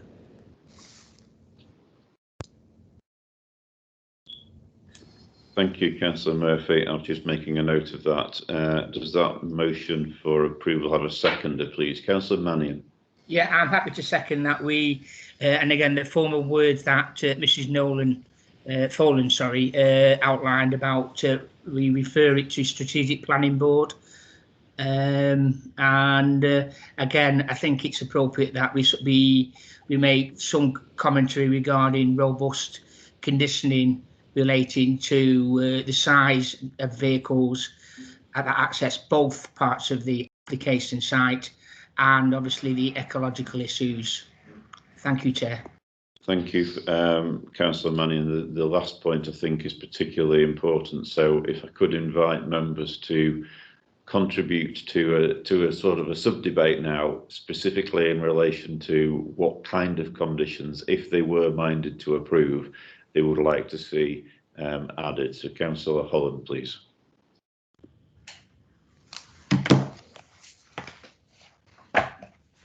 My apologies, Chair. I think my hand had been up from a previous question. Thank you very much, Councillor Holland. Also, I see Councillor Mannion's hand is still up. I don't know whether that's a legacy hand or a new one. Well, a new one. Obviously, the first one is there must be some kind of plan as a condition for the eradication of the Japanese knotweed from the site. Secondly, and again, this is perhaps where officers can help us with the wording, we obviously need to make sure we minimise and mitigate any impact of the development, especially on the upper site, as it affects the surrounding trees and open countryside. Again, whether we need to be very specific or some catch-all condition will be suffice, be guided by officers. Thank you, Councillor Mannion. So I've been just making some notes while members have been speaking. I've made a note of access for vehicles, particularly HGVs, ecological aspects, which may or may not also include Japanese knotweed, and then mitigate the impact on openness. Councillor Dean and Councillor Puddicombe, please. Thank you, Chair. The other one perhaps would be a condition around the cementing in, if you like, the promised benefit of the reduced HGV traffic, which, you know, has been mentioned several times by the applicant. I think if that could be a condition to make sure it actually happens. I mean, you can't get rid of all of them. Obviously, it's going to be an industrial site, so HGVs will be coming and going. But it was one of the promised benefits. So I think there ought to be something in there which is agreed between our officers and the applicant. Thank you, Councillor Dean. And now Councillor Puddicombe, please. Thank you. Yes, to allow for the increased numbers of staff working there, a travel plan and on-site parking. Thank you, Councillor Puddicombe. I'm just making a note of those. Right. Anything else? Sorry, Councillor Findlow. Yeah. All right. You quite rightly mentioned access of HGVs, but I think it's the volume of the presence of HGVs. Were we not assured the company was recasting the way in which its business model, and there would be fewer HGVs present? So I think that's an important advantage which we need to condition. It was one of those unanswered questions which I think needs to be considered after the meeting separately if what is now proposed is carried. Thank you, Councillor Findlow. Councillor Smetham, please. Thank you. I'm sure the officers can apply appropriate conditions, but I wonder if we can condition for a liaison, a local liaison meeting.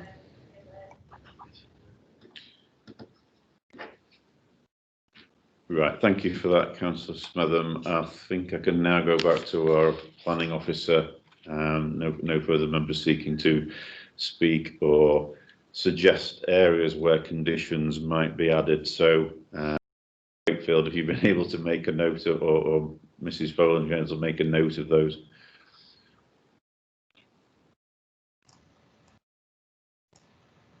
Thank you, Chairman. Yeah. So just to summarise what I've got from that list was size of vehicles that access both parts of application site, local wildlife site protection, minimise and mitigate any impact on local wildlife site and trees, removal of Japanese knotweed, reduced HGV traffic, travel plan and on-site parking, and a liaison meeting. I do have a few queries about some of those, if possible, only brief.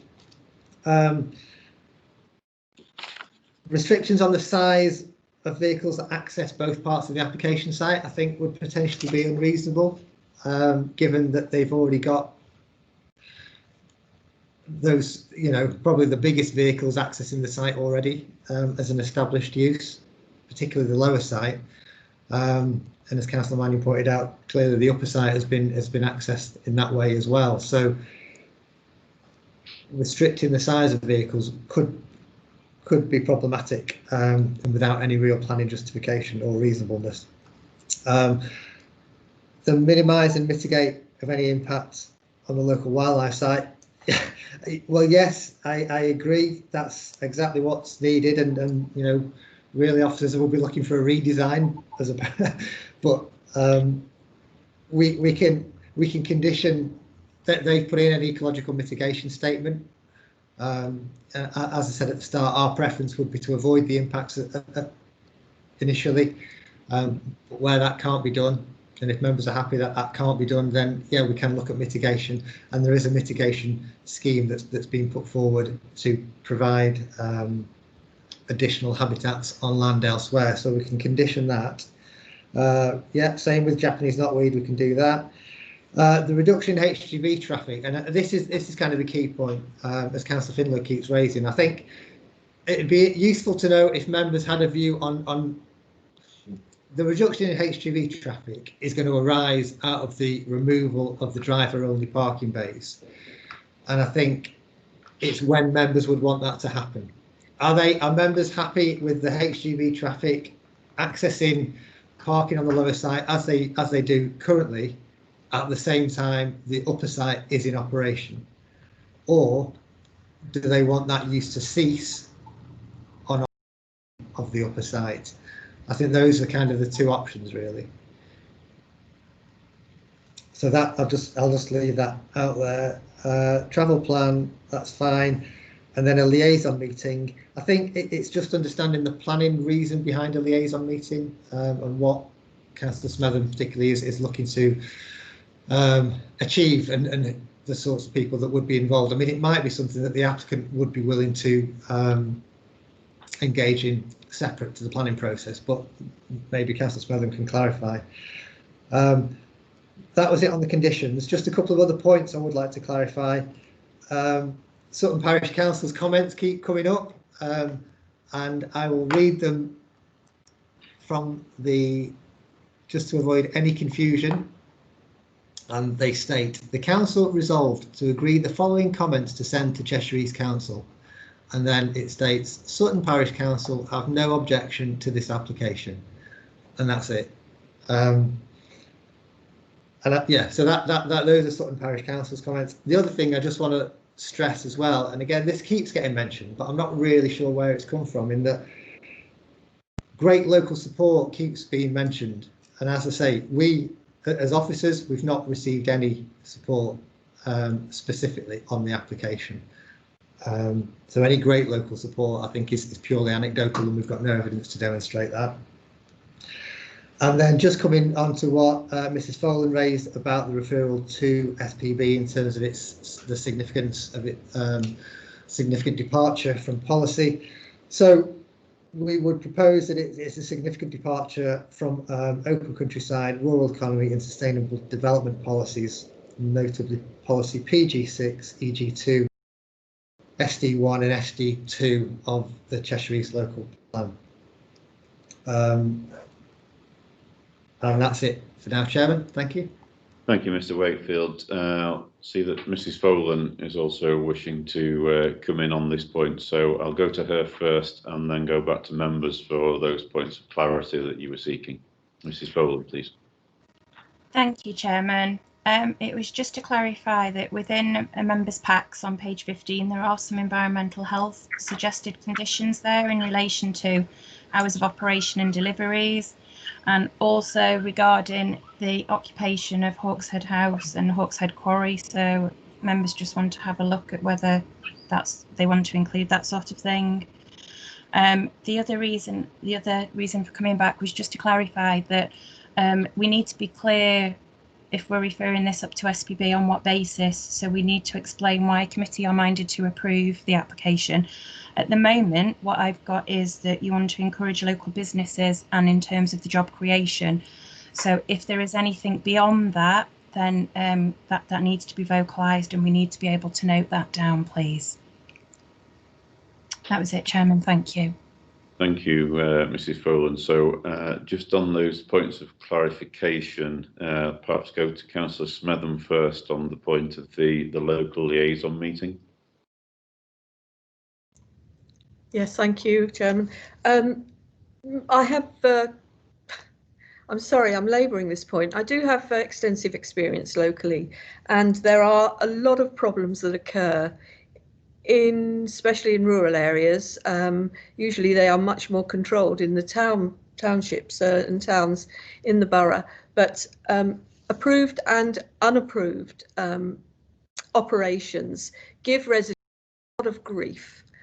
And the liaison, I've noticed that the liaison arrangements that happen with the larger organisations in my ward are really good avenue for discussion and helping to keep any problems down at bay for the local knowledge, which is so useful to a large company. I'm not suggesting this will be a large company, although I'm not sure how I know that because it's all very vague at the moment.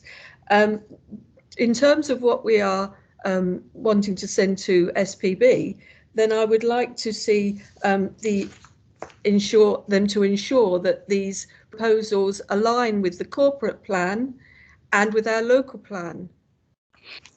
Thanks. Thank you, Councillor Smetham. Councillor Harewood, please.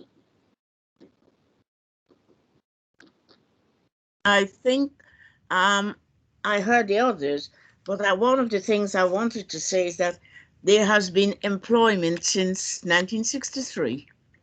Not only has there been employment, there has been no other type of employment that is contradictory to this one, or it's not an employment that has any peculiar type of competition. And because that sustainability has been proven, I am in favour of it. Thank you.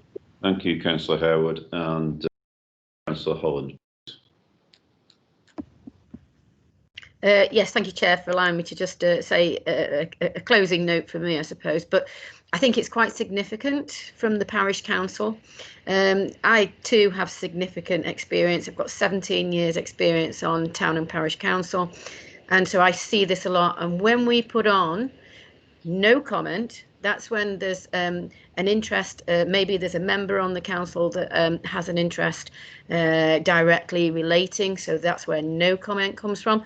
But no objection is significant. And I would suggest, and that suggests to me anyway, that there is support from the local parish council for this.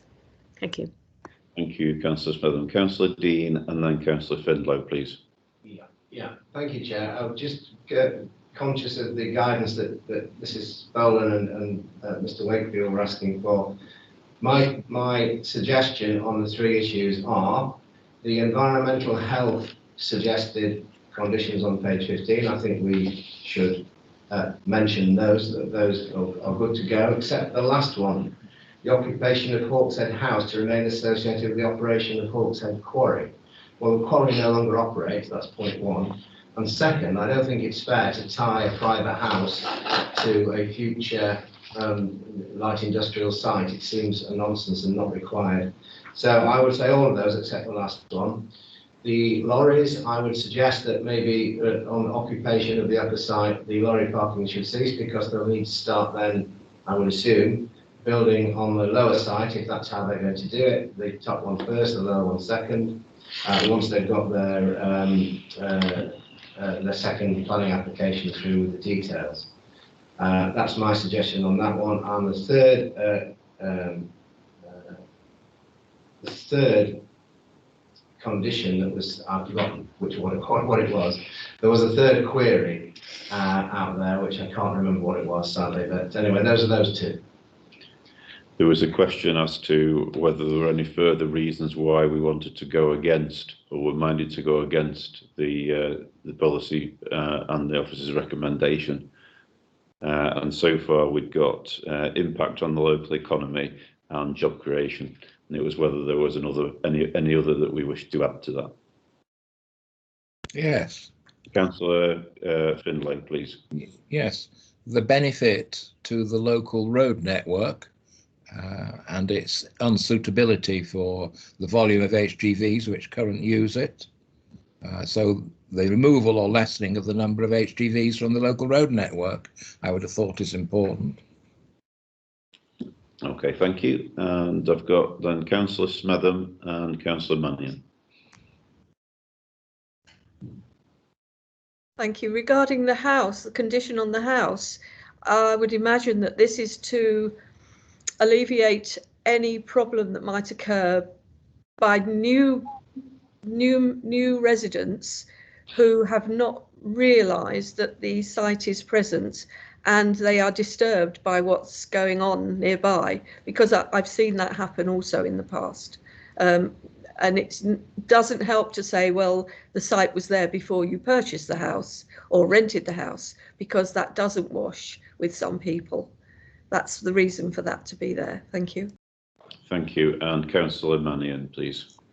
Yeah, going back to a point I made earlier, is the existing planning consent doesn't have any environmental conditions attached to it. So again, perhaps a line in there that we could attach suitable conditions to protect and enhance the surrounding open countryside and to mitigate the impact of ongoing industrial activity on this site.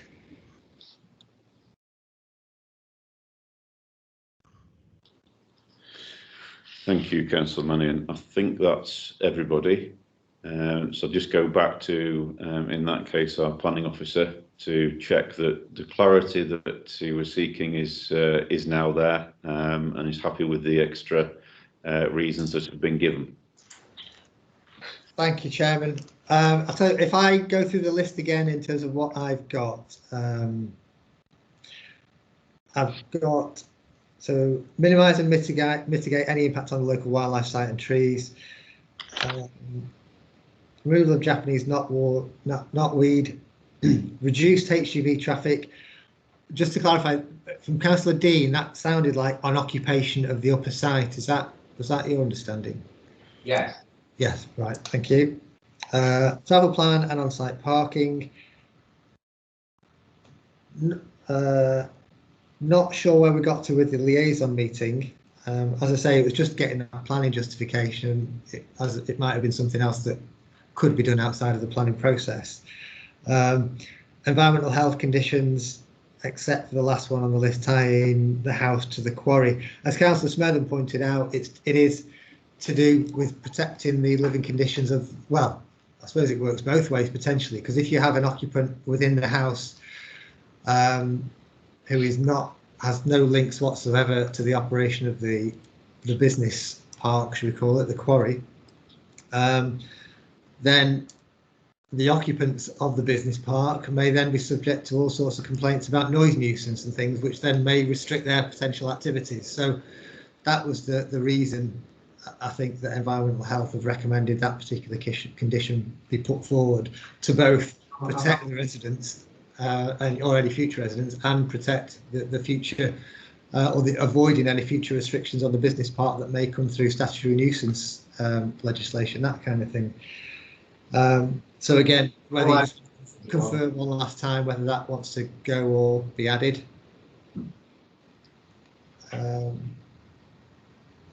And then finally, Councillor Mannion's comments, I think they can be more encompassed in terms of the impact of the business park on the wider landscape. I think landscaping conditions are probably appropriate.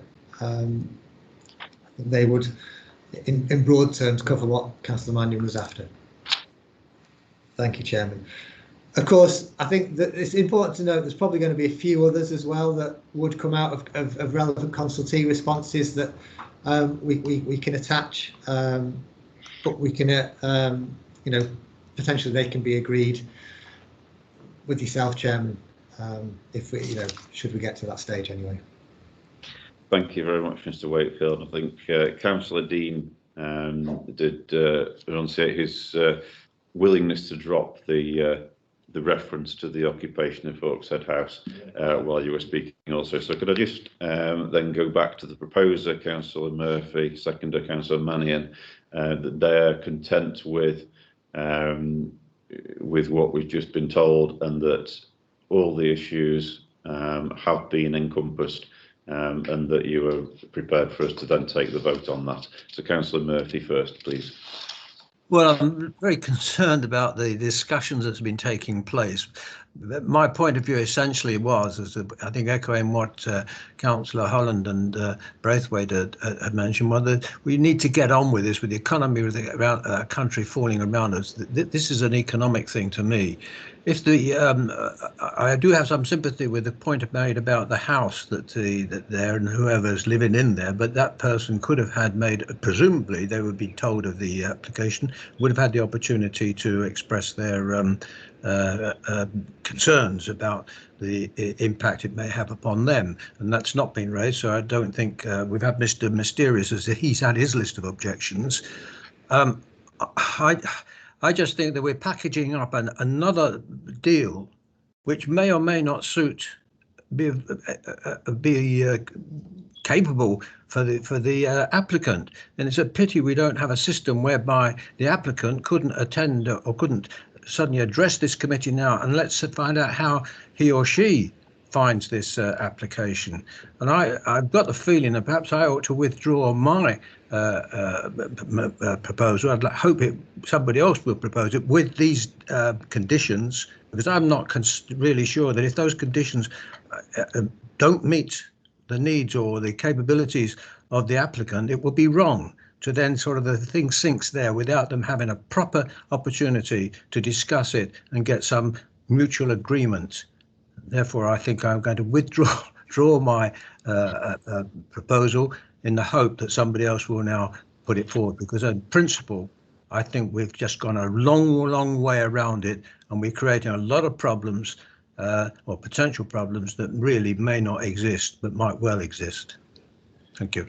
Thank you, Councillor Murphy. That's clear. I would probably say that the applicant has that opportunity through the application process, and what we're required to do is make a decision based on what is before us as a result of and what has come out of that application process. But in that case, as seconder of the motion, the original motion, Councillor Mannion, are you willing to become the proposer should that motion then receive a seconder?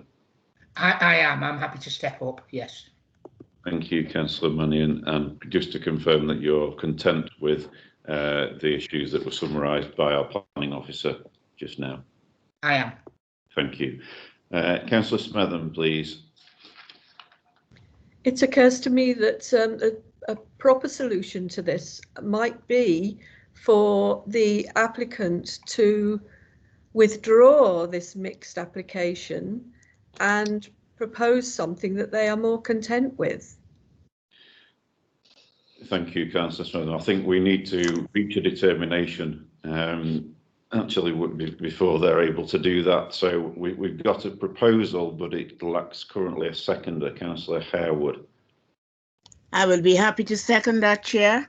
Thank you very much. Thank you very much, Councillor Harewood. Councillor Nicholas, I saw your hand go up. I did put my hand up. I was going to second it, but obviously Councillor Harewood's done so. Okay, thank you very much. So I think on that basis we can now go to the vote. We've got a proposal for approval of the application proposed by Councillor Mannion, seconded by Councillor Harewood. It's a recommendation for approval with a set of requests for conditions and other aspects to be considered, and the rationale when this application goes to SPB, which would be the recommendation, and the rationale for that is to take into account, having in mind of the impact on the local economy, on job creation, and benefits to the local road network as a result of reduced HGV movements. So on that basis, I will now move to the vote, and please could I ask each member to indicate whether they are for, against or not voting on that recommendation for approval. Sorry, Chairman. did you want to come in before I go to the vote? Sorry, yeah. Sorry, just in that reasoning, I'd also written down that the current planning permission contains no environmental conditions or controls as one of the reasons for taking this forward. That's correct. That's so. Sorry, I just wanted to double check that. Thank you. Thank you for that, Mrs. Foley. So I'll start the vote. Councillor Liz Braithwaite, please. For. Thank you. Councillor Tony Dean. For. Councillor Paul Findlow. For. Councillor Ailift Harwood. For. Councillor Sally Holland. Yes, for, Chair. Councillor Ian McFarlane. For. Councillor Nick Mannion. For. Councillor Brendan Murphy. Not voting. Councillor James Nicholas. For. Thank you. Councillor Brian Puddicombe. For. And Councillor Leslie Smetham. No, against. I'm not in favour of giving away our rights here. Thank you, Councillor Smetham. And myself, Councillor Craig Brown. I agree. I'm also against this. Thank you. So I'll just top the vote up. I've got 9 in favour, 2 against and 1 abstention. So that is clearly carried for the recommendation of approval to Strategic Planning Board. Thank you, members. So I'll now move on to our next application, which is item 6. This is application number 20/4003M, and this is for the demolition of dwelling and its replacement with a detached dwelling and also a detached infill dwelling at Rydal 8 Moss Road, Oldley Edge, for applicant Mr. and Mrs. Hurst. Could I now invite our planning officer, Paul Wakefield, to make the presentation for this application, please?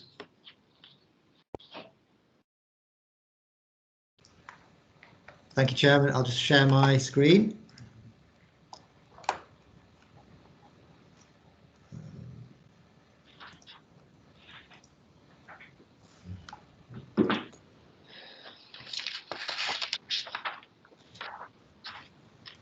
So, yes, hopefully we can see that on the screen. This is 8 Moss Road in Oldley Edge, an existing detached dwelling with an outdoor swimming pool to the side, shown within the site edge red there, access to the front from Moss Road, site located within the green belt, within quite a strong ribbon of development leading out from the main settlement zone, if you like, of Alderley Edge.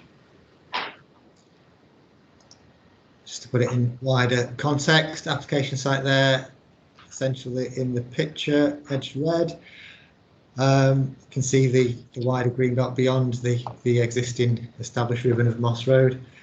Alderley Edge district centre, village centre, should I say, over on the left side. A few photographs of the application site. So at the moment, this is the rear of the existing dwelling that exists on the site. And then again, looking towards, so this is the rear looking towards the boundary with number 6. You can just see the swimming pool in the foreground, the open air one. Boundary hedge currently dividing number 6 and number 8, the application property.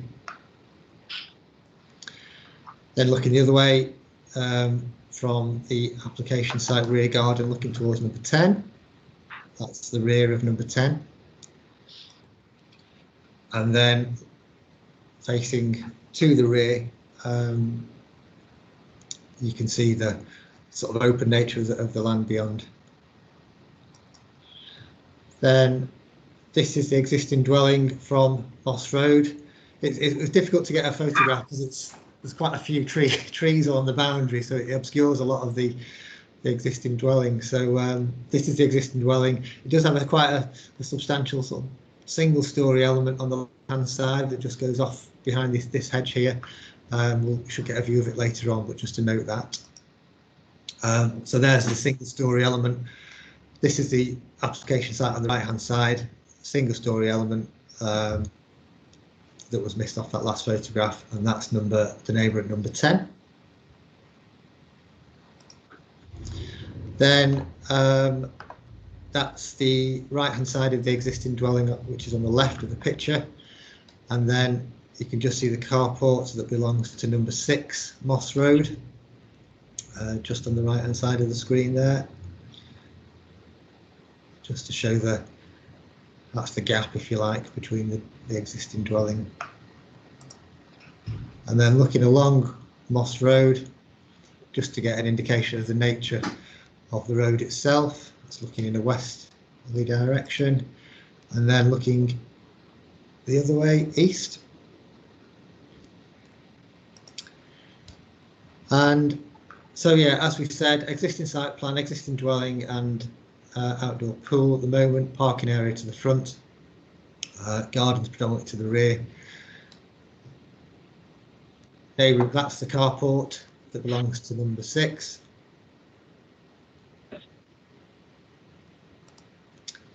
Existing elevations, as we've seen, excuse me. So this is the front elevation, top left. Just shows the form of the existing dwelling. And then the proposed site plan. So with the proposed replacement dwelling on the right hand side here, adjacent to number 10, and then the infill dwelling sitting between that and number 6. The front and gardens to the rear.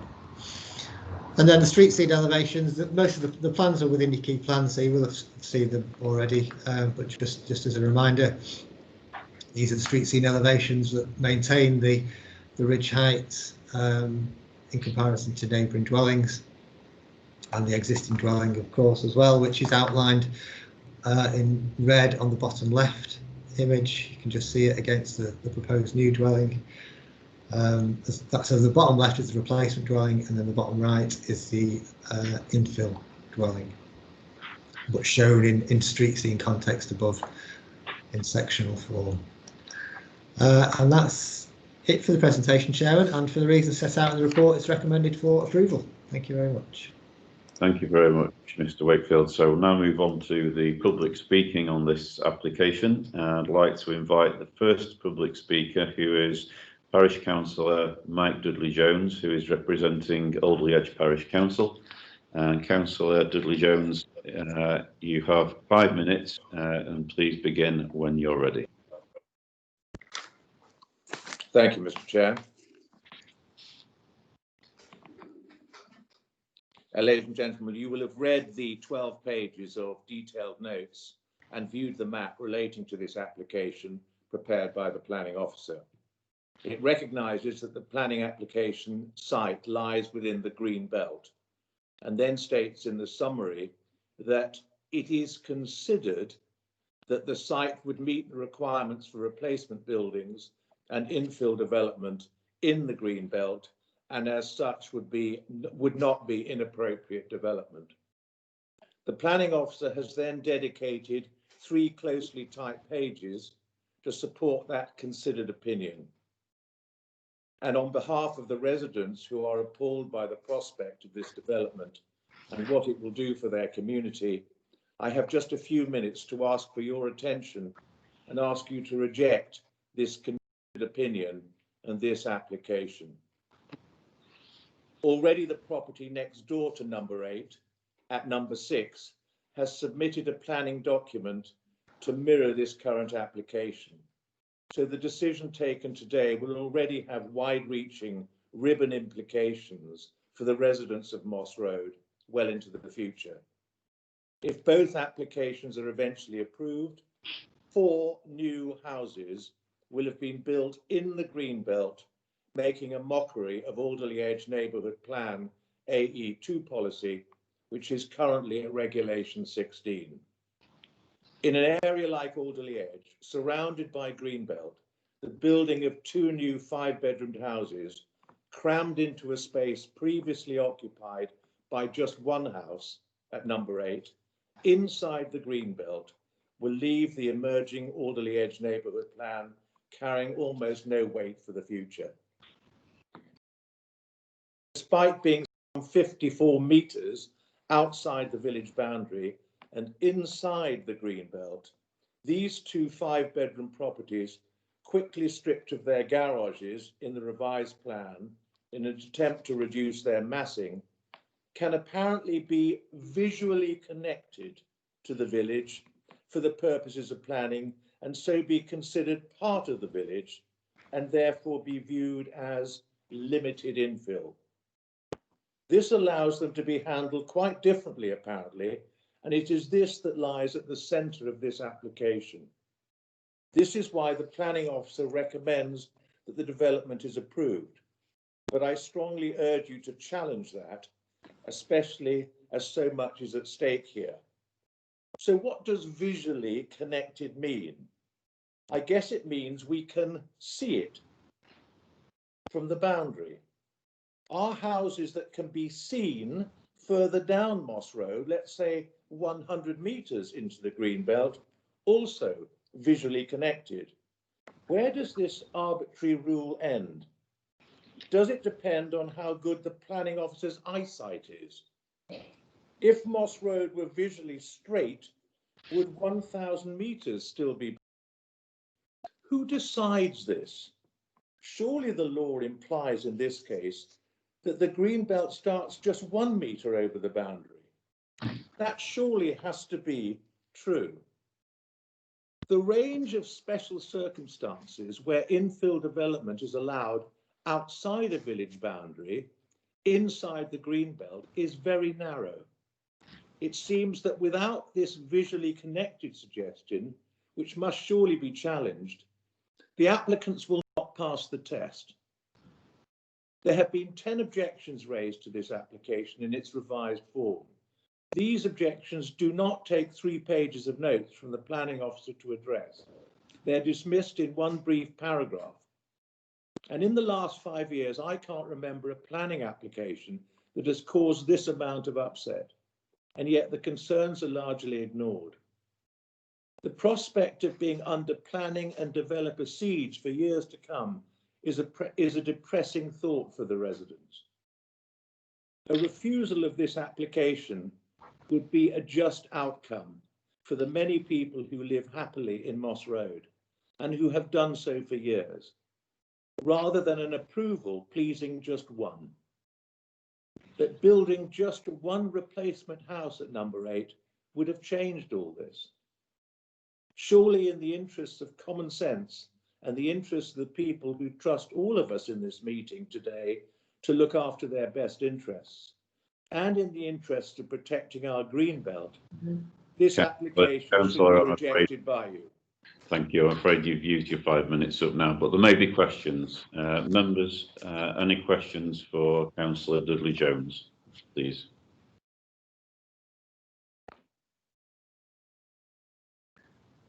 No, I'm not seeing any. So, Councillor Dudley-Jones, if I could ask you to now turn off your camera and phone, but please do in the meeting and listen to the rest of the debate. So, could I now call upon our second public speaker on this item, Brian Kerr, who is an objector, to address the committee.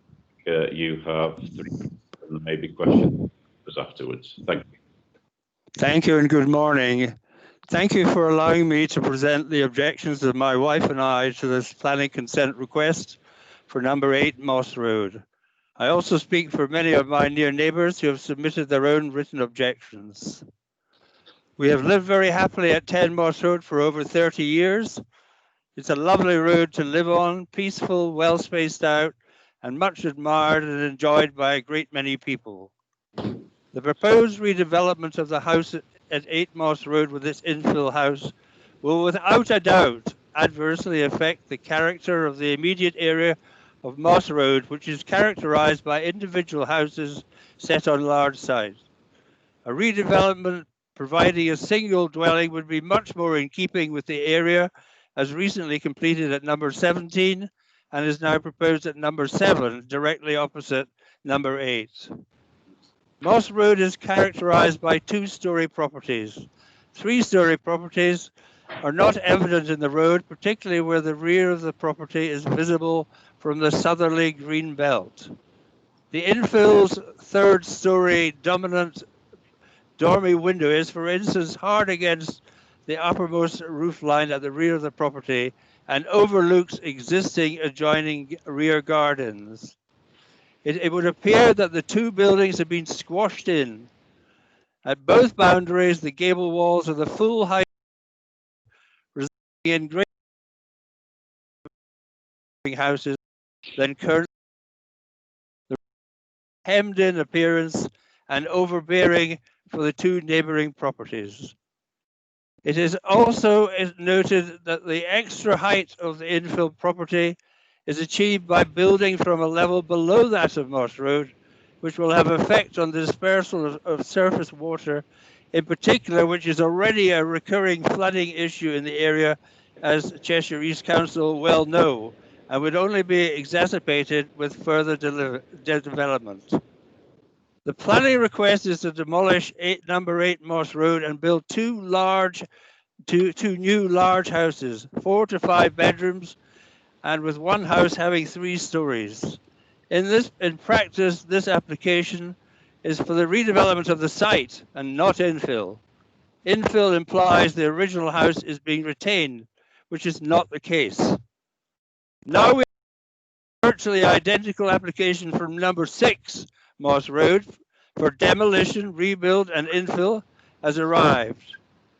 Any decision on number 8 will set a precedent until number 6 has been considered. Although two separate applications, if successful, the erection of 4 new houses will have a significant impact on the area, which definitely cannot be regarded as infill. Thank you, Mr. Kerr. I'm afraid you've used up your 3 minutes now, but there may be questions from members. Thank you. I'm not seeing anybody wishing to ask a question, so in that case, I'd ask you to turn off your camera and microphone, and I'll move on to the next speaker. Thank you very much. So could I now call upon Donna Barber, who is the agent for the applicant, to address the committee. Mrs. Barber, you also have 3 minutes, and there may be questions from members afterwards. Please begin when you're ready. Good morning, councillors. Yeah, I'd like to firstly say that the officer's report and Paul's presentation this morning, I think, are a fair reflection of the proposal and the discussions that have taken place. I just want to really take this opportunity to highlight just 2 points, but I will also try and pick up on a couple of those issues that have just been raised. But if time runs out, maybe I can do those in the Q&A. Firstly, the applicant isn't a developer. They live at number 8 Moss Road and will live in one of the houses if planning permission was to be granted. And as such, a key objective from the applicant to the design team really from the start has been to arrive at a scheme that improves the appearance of the site, replacing the existing building with one of a high quality. And to do this, they understood that that would need to be a bespoke proposal and not just a design that's plopped into the site. The intention has been for this to be done in a genuinely neighbourly way, because they will be a neighbour. It's also influenced the amount of discussions that have taken place with the neighbours and the engagement with the parish council. And in fact, I just want to mention that whilst many of the councillors at the parish council were very positive about the design and the quality of the scheme, and there were references made that actually it was with a great degree of reluctance that they were raising the matters that have been expressed on their behalf this morning. Secondly, just picking up on character and scale, which I think the neighbour has raised as well. And as the officer report notes, the character along Moss Road in terms of scale, design and plot widths is varied. So for this proposal, looking at the specific development plan policies, it intentionally mirrors the plot size of the properties directly opposite, which are numbers 9 to 15. It does retain the existing building line. It's the same height. In fact, the infill is slightly lower than the other properties. Paul showed part of the street scene. We've actually been very transparent and provided a street scene from number 4 all the way through to number 14. There are spaces provided between the properties and the boundaries. These are generous, and just to take the point on the, a single replacement dwelling may be preferred. That would actually block up that could take the entire frontage, whereas the gap of about just under 4 metres between the two properties actually opens up views through the site which don't currently exist.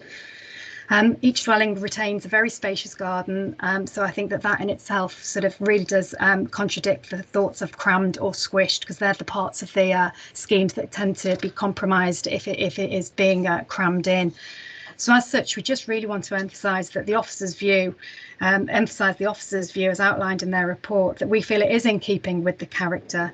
It respects the urban grain and the scale of its immediate surrounds on Moss Road. And our view is that the quality of the scheme improves the street scene in a way that's innovative, it's considerate and it's sympathetic, and delivers new family homes in a very sustainable location. We've demonstrated full compliance with all the development plan policies, and there just is no harm that's been identified. So we really do hope that members can support these existing residents to retain and stay in their home. Thank you. No, that's fine. Thank you. Any questions, members, please?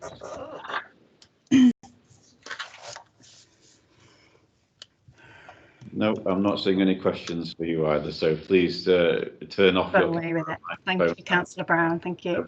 And we'll now go back to our officer to ask whether there are any points that have been raised during the public speaking that you would like to respond to. Mr. Wakefield, please. Thank you, Chairman. If I may, I'm just going to share my screen, because just in the absence of a site visit, I think it's probably just worth just looking at this. Hopefully you can see the Google image on the screen. Yes, we can. Yeah, great. So the application site is this one here, just below where it says Moss Road, in that location there.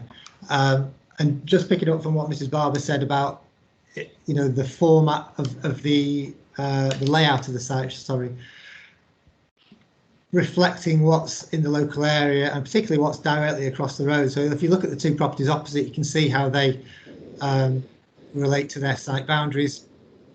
And whilst there is a more of a spacious nature at the moment, if you like, to some of these properties along Moss Road on this side, on the southern side particularly, then it is clear that that character varies widely along. I mean, if we look at this one here, or these, I think there's two actually there.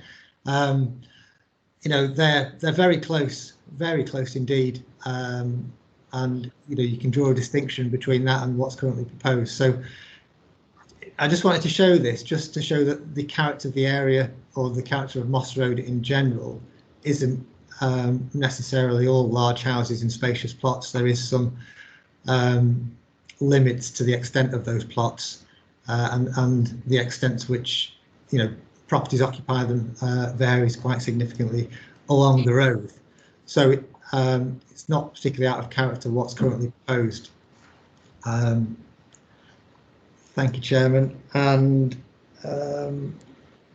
yeah, and I think the other thing, just in terms of a precedent being raised or being set by the potential approval of this application, I think it's just important to note it's obviously every application is assessed on its merits, as this one will be, and it's infill development in a village in the Greenbelt, which is an established part of planning policy. So that's what creates the acceptability, as opposed to any sort of precedent that could be created. But as I say, it's every application would be assessed on its merits, including the one on the adjacent plot as well. Thank you, Chairman. Thank you, Mr. Wakefield. So are there any questions now from members back to our planning officer? I've got Councillor Holland, please. Yes, thank you, Chair. Looking at the plans, I think they are far superior to what already exists. They are lovely plans. My only concern is I don't understand the infill side of it, and I will need that explaining. Yeah, I'm struggling to understand our current house constitutes infill and replaced with two houses. So maybe Mr. Wakefield could explain that to me, because I don't understand it. Thank you. Thank you. Councillor Murphy, please. Thank you, Mr. Chairman. Could the officer just clarify this business about out of character? That seems to me to be a very subjective judgment, whichever way it goes. But could you just explain to me how, in terms of a planning officer's technicalities of a planning officer's job, how does that come into his sort of his remit? I mean, yeah, if you could just tell me why out of character? How does he work out the out of character? In this particular instance. Thank you. And I've got Councillor McFarlane, please. Yes, good morning, Mr. Wakefield. Yes, as with Councillor Holland, I'd like some more information on infill in villages as well, please. But also, am I right in thinking that this limited infill is being created by a new house being built alongside another house? It doesn't seem like it was infill in the first place. This is confusing me a little bit. Could you explain a bit more of that, please? Thank you. And Councillor Puddicombe, please. Yeah, same sort of point. I think this is going to be quite a crucial point in the forthcoming debate about the infill. So could Mr. Wakefield explain, can anybody build in their garden as long as it's not their back garden? Is the side garden okay? Thank you, Councillor Puddicombe. I'd like to add a question of my own, really, which it follows on from this, really. And as Councillor Puddicombe said, I guess this is going to be quite key. The 54 metres, which the report says the application site is 54 metres outside the village boundary. How important is that in policy terms? Is the policy that infill development is acceptable if it's within the village boundary but not outside it? Thank you.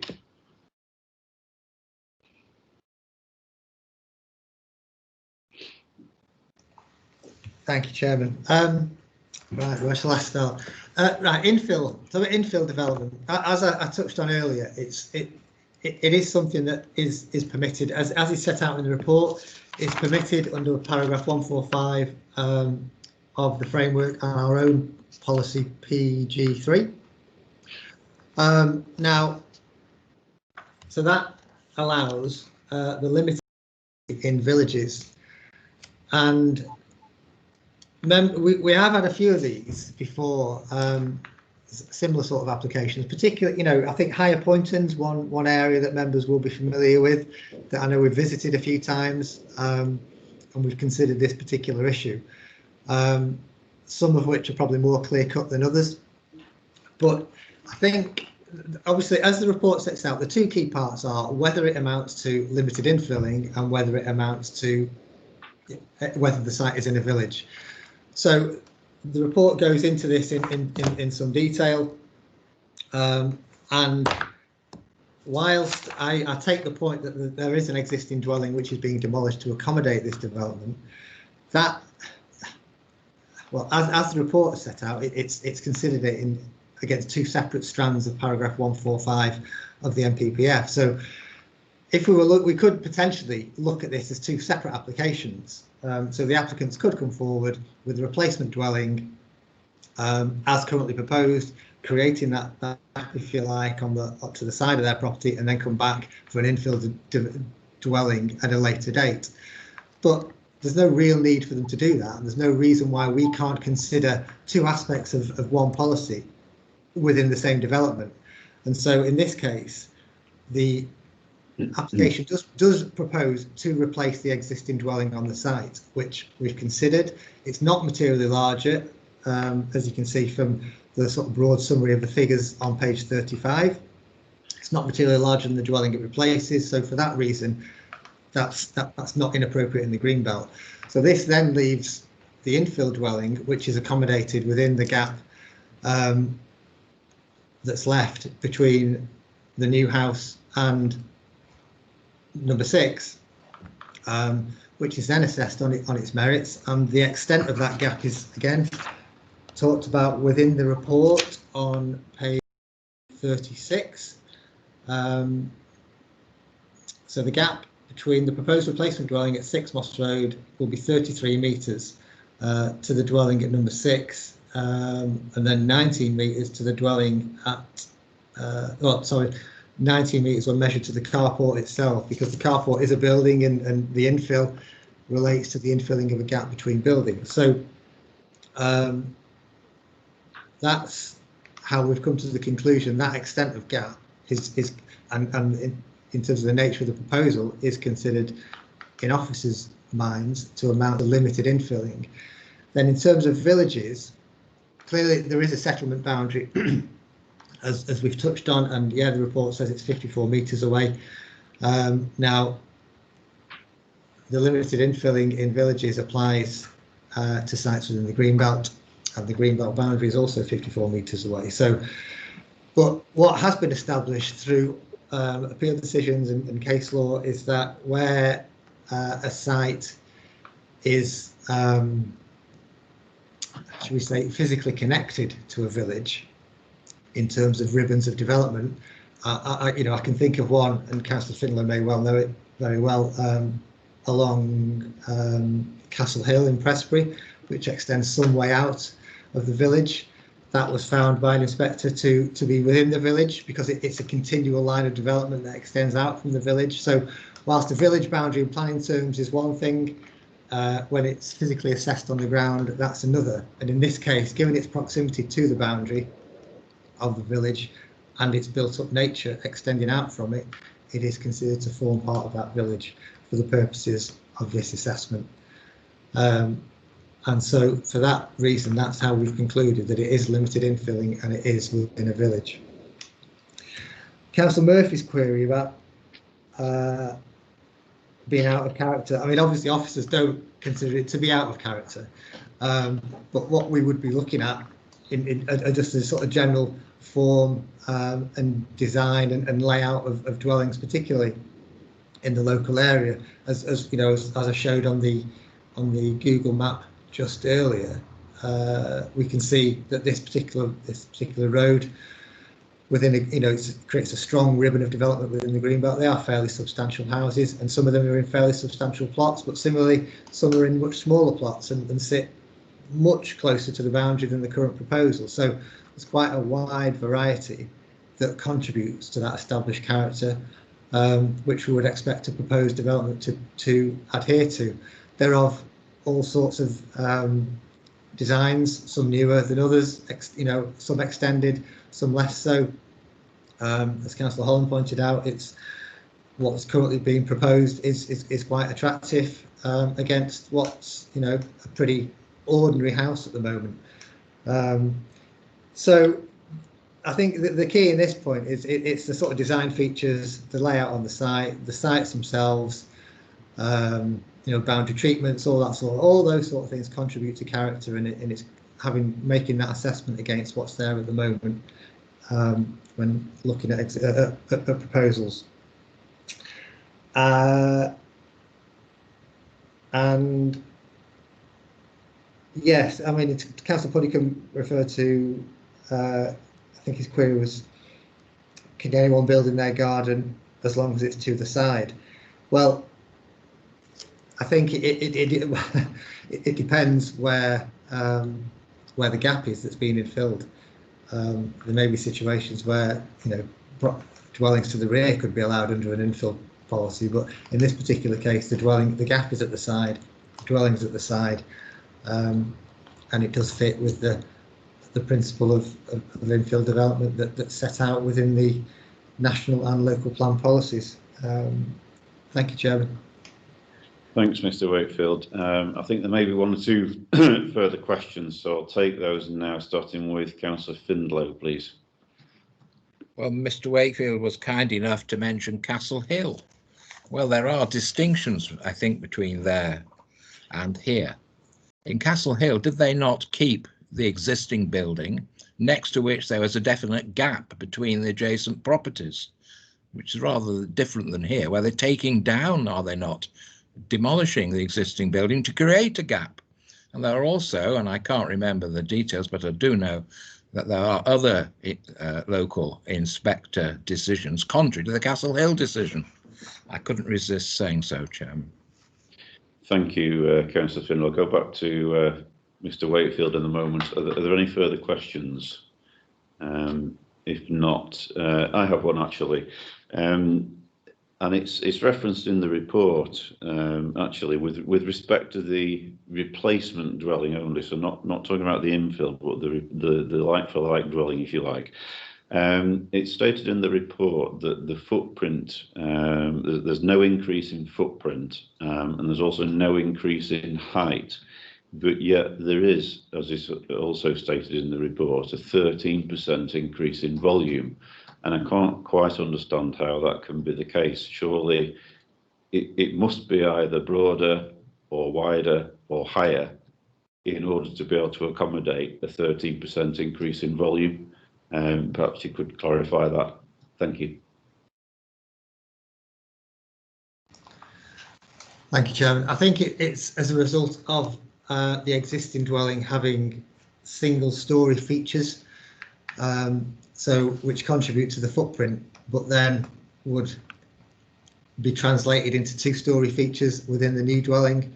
So whilst there might be a reduction in footprint and the height stays the same, those single-storey features that are currently on the site would be replaced by two-storey structures, which would create that additional volume. Thank you, Chair. And Councillor Finlow's point, did you want to come back on that also? No, it's okay. Yeah, no, it's all right. Thank you. Thank you. Okay, so in the absence of any further questions, we can perhaps move to the debate on this. Usually we go to the nearest ward councillor, which in this case is me, of course. I've actually very little to add to what's already been mentioned by some of the public speakers, really. Fundamentally, I think this one comes down to how you answer two questions. The first one being, is this within the green belt? And the report seems to suggest that it is. And secondly, if you accept that it is within the green belt, then is it within the village boundary, which, as I understand it, is the policy criteria. And again, the report seems to suggest that it's 54 metres outside the village boundary. So the other things to really consider, I suppose, are to what extent is the replacement dwelling materially larger? As I just heard, it's stated in the report that it's 13% larger. Whether that's a material increase or not, I don't know, because I don't know what the measure is in terms of what's considered to be materially and what isn't. There's also the question of something that hasn't come up in the public speaking, is the fact that it's in the local landscape designation area as well, and how important that might be. And then finally, which has been referenced, this fact that since this application came in, there's been a subsequent application for the next door property at number 6, which almost exactly replicates what's coming forward here. Now, the officer's report makes reference to a 33-metre gap between the existing property at number 8 and the existing property at number 6. And of course, yes, each application has to be considered separately and in its own merits, but it's difficult to do that in this case when, if this application goes ahead, does that then set a precedent which enables number 6 to automatically go ahead as well? And therefore, the point I'm trying to make here is the 33 metres that's referenced in the report suddenly is no longer 33 metres. So we're being asked to consider an application that, on the basis that 33 metres is a quite acceptable separation distance, which I would accept also. But actually, it's not going to stay at 33 metres. and how important that is. And then very finally, on the question of the neighbourhood plan policy AE2, which says that plot density, height and massing should respond to the adjoining areas. So there's a question, I think, that I'd like members to consider whether that is the case here. But that's all I've got to say for now. So I'll invite other speakers, and I can see Councillor Harewood and then Councillor Dean. Councillor Harewood, please. Thank you, Chair. I am always wondering how one house could mean density. I thought density was a lot of things. We are considering one more house.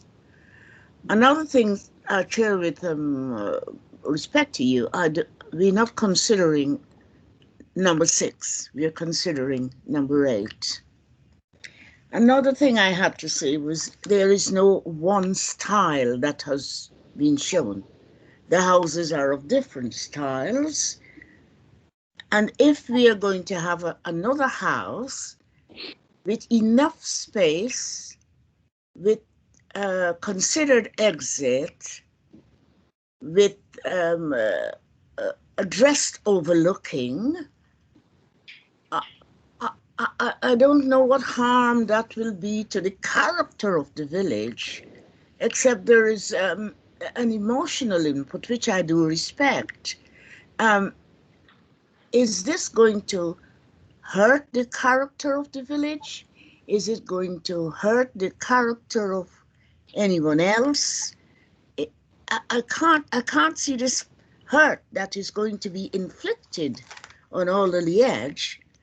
And I'm waiting to see if anyone thinks that this will be a hurt on the village, because one house to me does not address density, hurt, pain, overlooking, lack of spaciousness, lack of not respecting the green belt. I wait to hear the other debate. Thank you, Chair. Thank you, Councillor Harewood. Councillor Dean, please. Yeah, unusually on this one, I have an absolutely fundamental objection to this application, which I am sure that Nicky Folan will come back to argue against. But this application is in the green belt, and only certain things are allowed in the green belt. Exception G on page 35 says partial or complete redevelopment of previously developed land, whether redundant or in continuing use, which should not have a greater impact on the openness of the green belt than the existing development. Now, I think everybody would agree that this application is going to have a greater impact on the openness. So that exception it clearly says you can't do this. What happens then is the officers are bending so far backwards they're almost like a Barbadian limbo dancer by the time they're finished, to justify the recommendation for approval under an extremely dodgy combination of 2 exceptions, that's D and E, that I believe were never ever intended to be considered together. And they're doing this to get round the fact the no greater impact on openness issue. The turning to the exceptions D and E, never mind, in my opinion, they should never be combined because they were intended to be separate when this was written, in my view.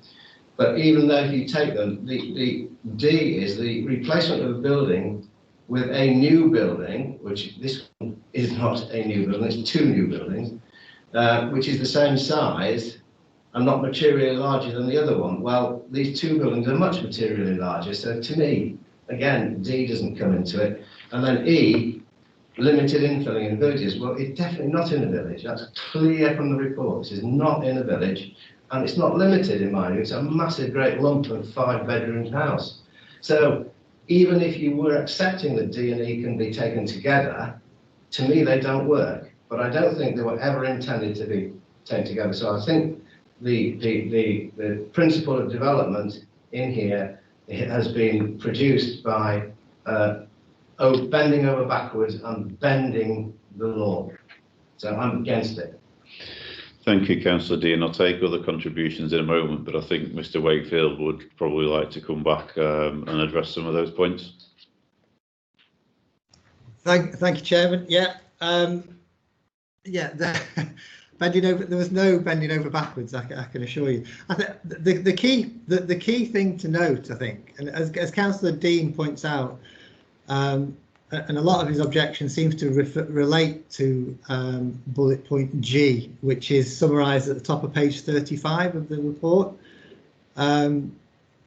which refers to as he said, limited infilling or the partial redevelopment of previously developed land, which would not have a greater impact on openness.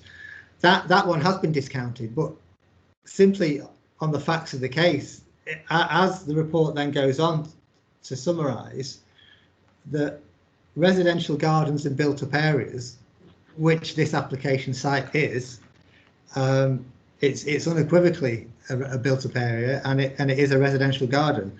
That land is excluded from previously developed land, so it does not fall to be assessed against bullet point G, and that's just on the facts of the case. There's no, we're not trying to, shoehorn a recommendation in here. There is logic to the approach that the officers have taken in their assessment of the application, and as I summarised before, the dwelling is not materially larger. We could be, and there's nothing. Well, the dwelling is not materially larger, and it is limited in villages. We could be looking at this as two separate proposals, but there's no requirement for the applicant to do that. Nowhere in the MPPF or in our local plan policy does it say you cannot combine two of these criteria that are listed as the not inappropriate forms of development in the greenbelt. It happens all the time.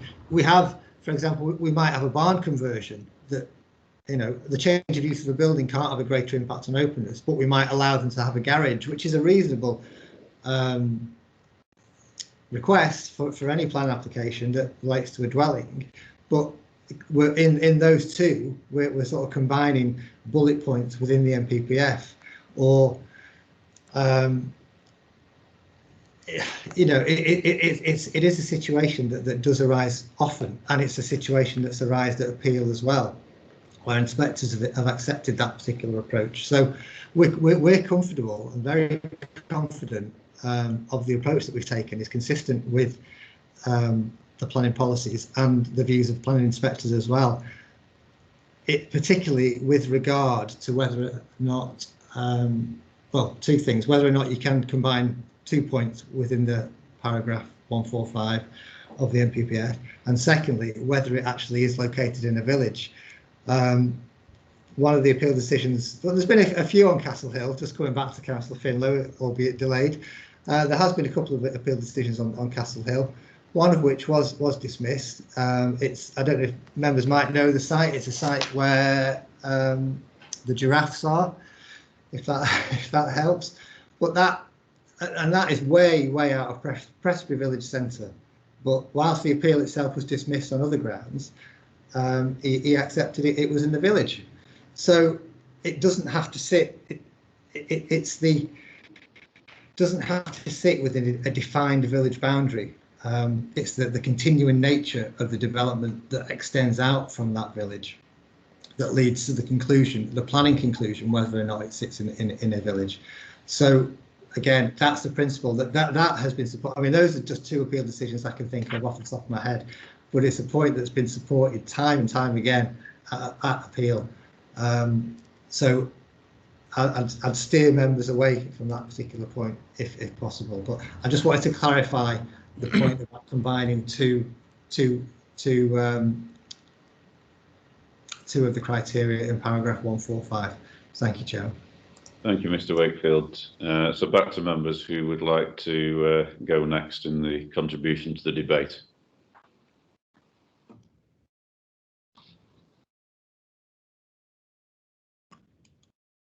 Councillor Findlow, please. I only wanted to say, Chairman, some decisions have gone the other way. It isn't one-way traffic. I think you have to take into account, surely, whether you wish to start this ball rolling as it has started rolling elsewhere in this location, because there are consequences. And I have seen the consequences in my ward, and it isn't very welcome, because it isn't just the impact on the character of the area of one proposal. It is the cumulative impact of a number of proposals which results in a deleterious impact on the character of the area. And if this isn't cramming and overdevelopment, I'm not sure what does constitute cramming and overdevelopment. So it is a question of precedent, and I don't know if there'd be any grounds, if this application was accepted, for the next door application, which has already been submitted, I understand, is that correct? Which mirrors this application. I find that rather worrying. And also, could we hear some more about the neighbourhood plan? Was it AE2? Thank you. Thank you, Councillor Finlow. Councillor Murphy, please. Thank you, Chairman.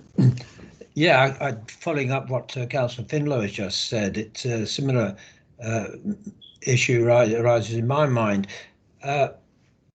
The character issue isn't just about the character of the houses, how the houses appear, but it's also the character of the neighbourhood, the character of the road, the character of the village altogether.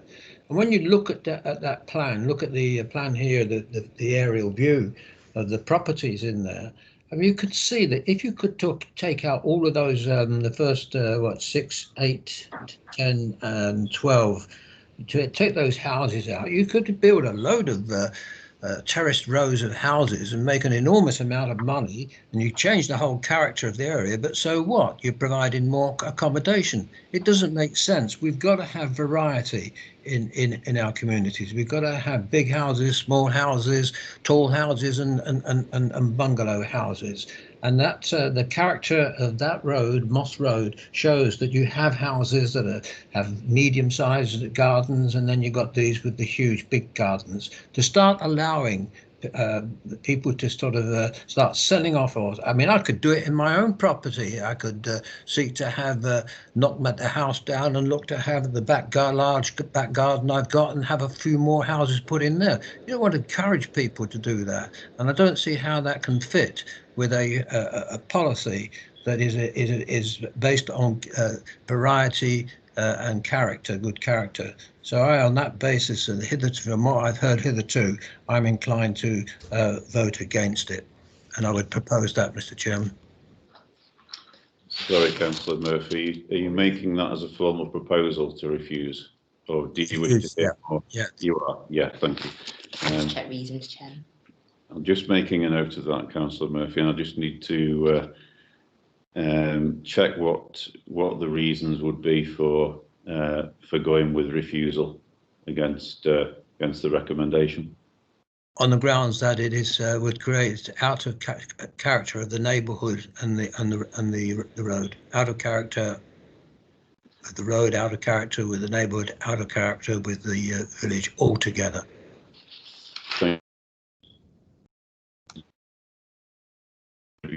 Or well, actually, before we ask for a further contribution or a second in that proposal, Councillor Findlow had asked a question about policy AE2 of the neighbourhood plan, albeit that the neighbourhood plans at regulation 16. It states that schemes are appropriate to their site in scale and character and relate well to their context. Plot density, height and massing should respond to adjoining areas and protect the amenity of neighbouring residents. So I hope that clarifies that question.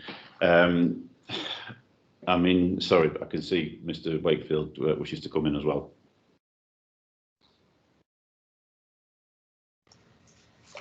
Thank you, Chairman. I was also just going to add a bit about policy AE2 of the neighbourhood plan, but you've probably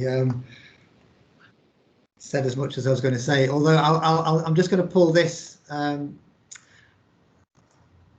location plan up again, given the nature of the motion that's been made to refuse. I think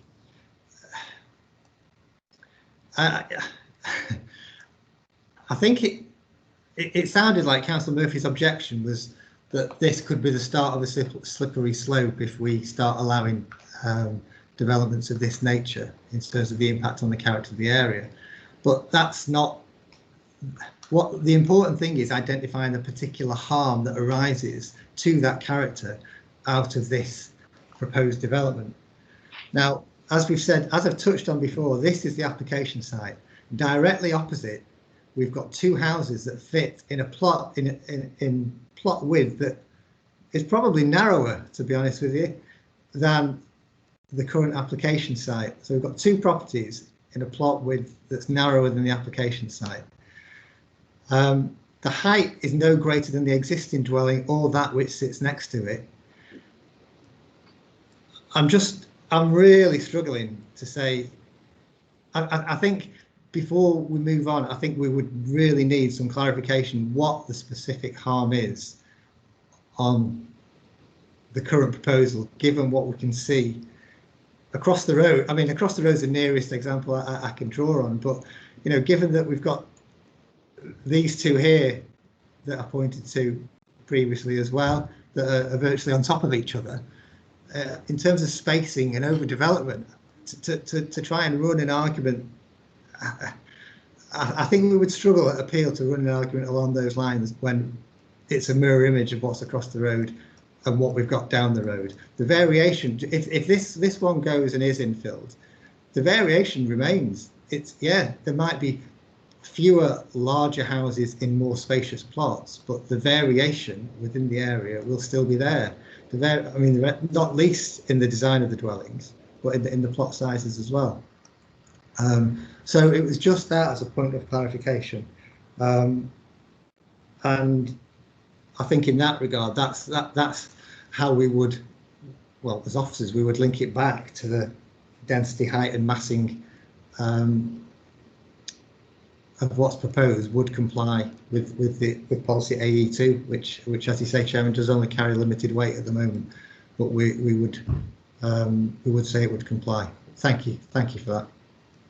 Thank you, Mr. Wakefield. So I'll go back to Councillor Murphy and then Councillor Dean, please. Councillor Murphy. Thank you, Mr. Chairman. Could Mr.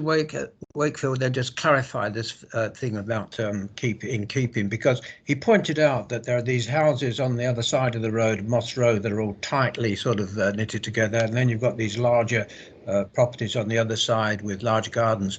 To me, that is character. To live in a house, live in a road where you've got a variety of big houses, small houses, and it's a fairly, almost, I wouldn't say unique, but it's not so common, that type of arrangement you got there in Moss Road, and I think we should keep that sort of facility so that it is part of the portfolio of dwellings, that when people are looking for housing, you know, if they can afford it and they can move into a house, a road like Moss Side, if they've got a lot of money, they can buy one of the big houses, or they can buy one of the smaller ones. It's that sort of thing which I think is important in planning, that we don't start having sort of reducing the size of houses. For what purpose? Thank you. Thank you, Councillor Murphy. Councillor Dean, please. Yes, thank you, Chair. I would like to add to Councillor Murphy's reason for refusal the fact that I believe this application, and we are repeatedly told we must take each application on its own merits. This application is inappropriate development in the green belt, in that it will have a greater impact on the openness of the green belt than the existing development. Fact. So I think that should be a very strong reason. And let the inspector turn over his own rules if he so wishes, but I believe it's clear. Sorry, Councillor Dean, can I take that you're seconding Councillor Murphy's proposal, or that you're just seeking to add to it? I'm very happy to second it, as well as adding another reason. Thank you, Councillor Dean. So, Councillor Murphy, do you want to come back? Are you happy with that to be added as a reason for refusal? Certainly. Only too glad. Thank you. I have to say, I find myself in agreement with what Councillor Dean's just said, and also the only thing I'd add is it's not just a question of whether this is within the green belt as a replacement dwelling and as a an infill dwelling, it's the visual impact of those seen from the greenbelt as well. And the fact that, as I said earlier, if it's in a landscape designation area, it's the visual impact from the landscape designation area as well. But I'm not seeking for that to be added as a reason. I think it's been adequately summarised by Councillor Dean. Are there any further contributions from members? Yes, Councillor Smetham, please. Well, I'm really hesitating now about saying this because I seem to be at odds with everybody on this planning committee nowadays. This is a relatively large house that exists on a relatively large plot. It would increase the number of houses available, which we know is much needed, only by one, but every little helps, as the widows might. People replacing their houses have the opportunity of making them ecologically sound and warm. And I can't really see the problem with this, given the overview on the Google map. It would hardly make any difference to the area, in my view. Thank you. Thank you, Councillor Smetham. Councillor Braithwaite, please. Yeah, thank you, Chair. I do actually agree with Councillor Smetham. And I would also like to comment that the lack of site visits and having to make judgments based on Google Maps and plans, it does make it very difficult to make a measured judgment. But looking at the map, it is a big site, and I can't see any reason to refuse. Thank you. Thank you. Councillor Mannion, I think, was next, please. Again, I concur with the two previous speakers. I don't think granting permission for this application will have the fundamentally disastrous or apocalyptic implications that one of the speakers forecast. I'm quite content with it, and it's a small scheme. Yes, I can understand people who've lived next door for 30 years to a property are quite settled and content with the way the arrangements are. But I certainly won't be voting for the refusal of this application. Thank you. Councillor Harewood. Moment, I've got off. I wanted to comment that character also is defined within diversity. Character cannot be held and has not been held in one kind of building. So that overall notion of character has been regular and sustained within that diversity of size and style, and it has not been compromised. It has not been hurt. It has not been harmed. Is one large house that will go into two large houses with all the amenities that are necessary. And while I respect people's emotions, I cannot see it bringing any harm to the area. In fact, it might bring support to the area. I'm quite content with it. Thank you. Thank you. Councillor Holland, please. Yes, thank you, Chair. Appreciate you giving me the time to speak. Yeah, this is a difficult one for me. I'm finding it a real struggle. I think it was the infill and the description of infill, which I'm struggling with. I think by all accounts, the houses themselves, I think will enhance the area. I think it's a better design. They'll be far more efficient because let's face it, we all know that new houses are far more efficient than houses dating back 20, 30, 40 plus years because of the new levels of insulation and all the what you have to adhere to. So environmentally, this is a good idea. Aesthetically, maybe not, and I think it does look a bit crowded, to be quite honest. So I'm still struggling with it, but we can all change change our minds, can't we? I know that when I first bought the property that we reside in now, we were going to knock it down and start again. However, we decided to add to it, and I'm so pleased that we did, because we've retained a house which everybody admires now. However, I don't think there's much to the design of this property that we're going to lose, to be honest. So I'm still listening to the rest of the debate. I'm still a little bit uncertain. Thank you for the opportunity to speak. No problem. Thank you. Councillor Finlow, please. Oh, I'm not in the least apoplectic about the matter, but I do think there's an important issue of precedent here. We know there's a mirror application submitted for next door, and if this takes off, and there's been an attempt to do this in my ward, it's going to have damaging repercussions. And I think we should be very wary of it, because we're giving a green signal if this application was to be approved to elsewhere. And I don't think that is a good precedent to establish, giving a green signal to other people to copy it. It's already been copied next door, we're told. So it is the cumulative impact, as I said earlier on character, that really matters. Thank you, Chairman. Thank you, Councillor Finlow. Councillor McFarlane, please. Thank you, Chair. Yes, I'm still scratching my demolishing a dwelling, building one slightly to the side, which creates infill, which can have another house built on it in the green belt. I'm still considering this one. Thank you. Thank you. Well, I think we're going to have to go to the vote very shortly. I mean, I'll just add my own final thought on it and then probably go to the vote. But I'm scratching my head over this issue around the 54 metres.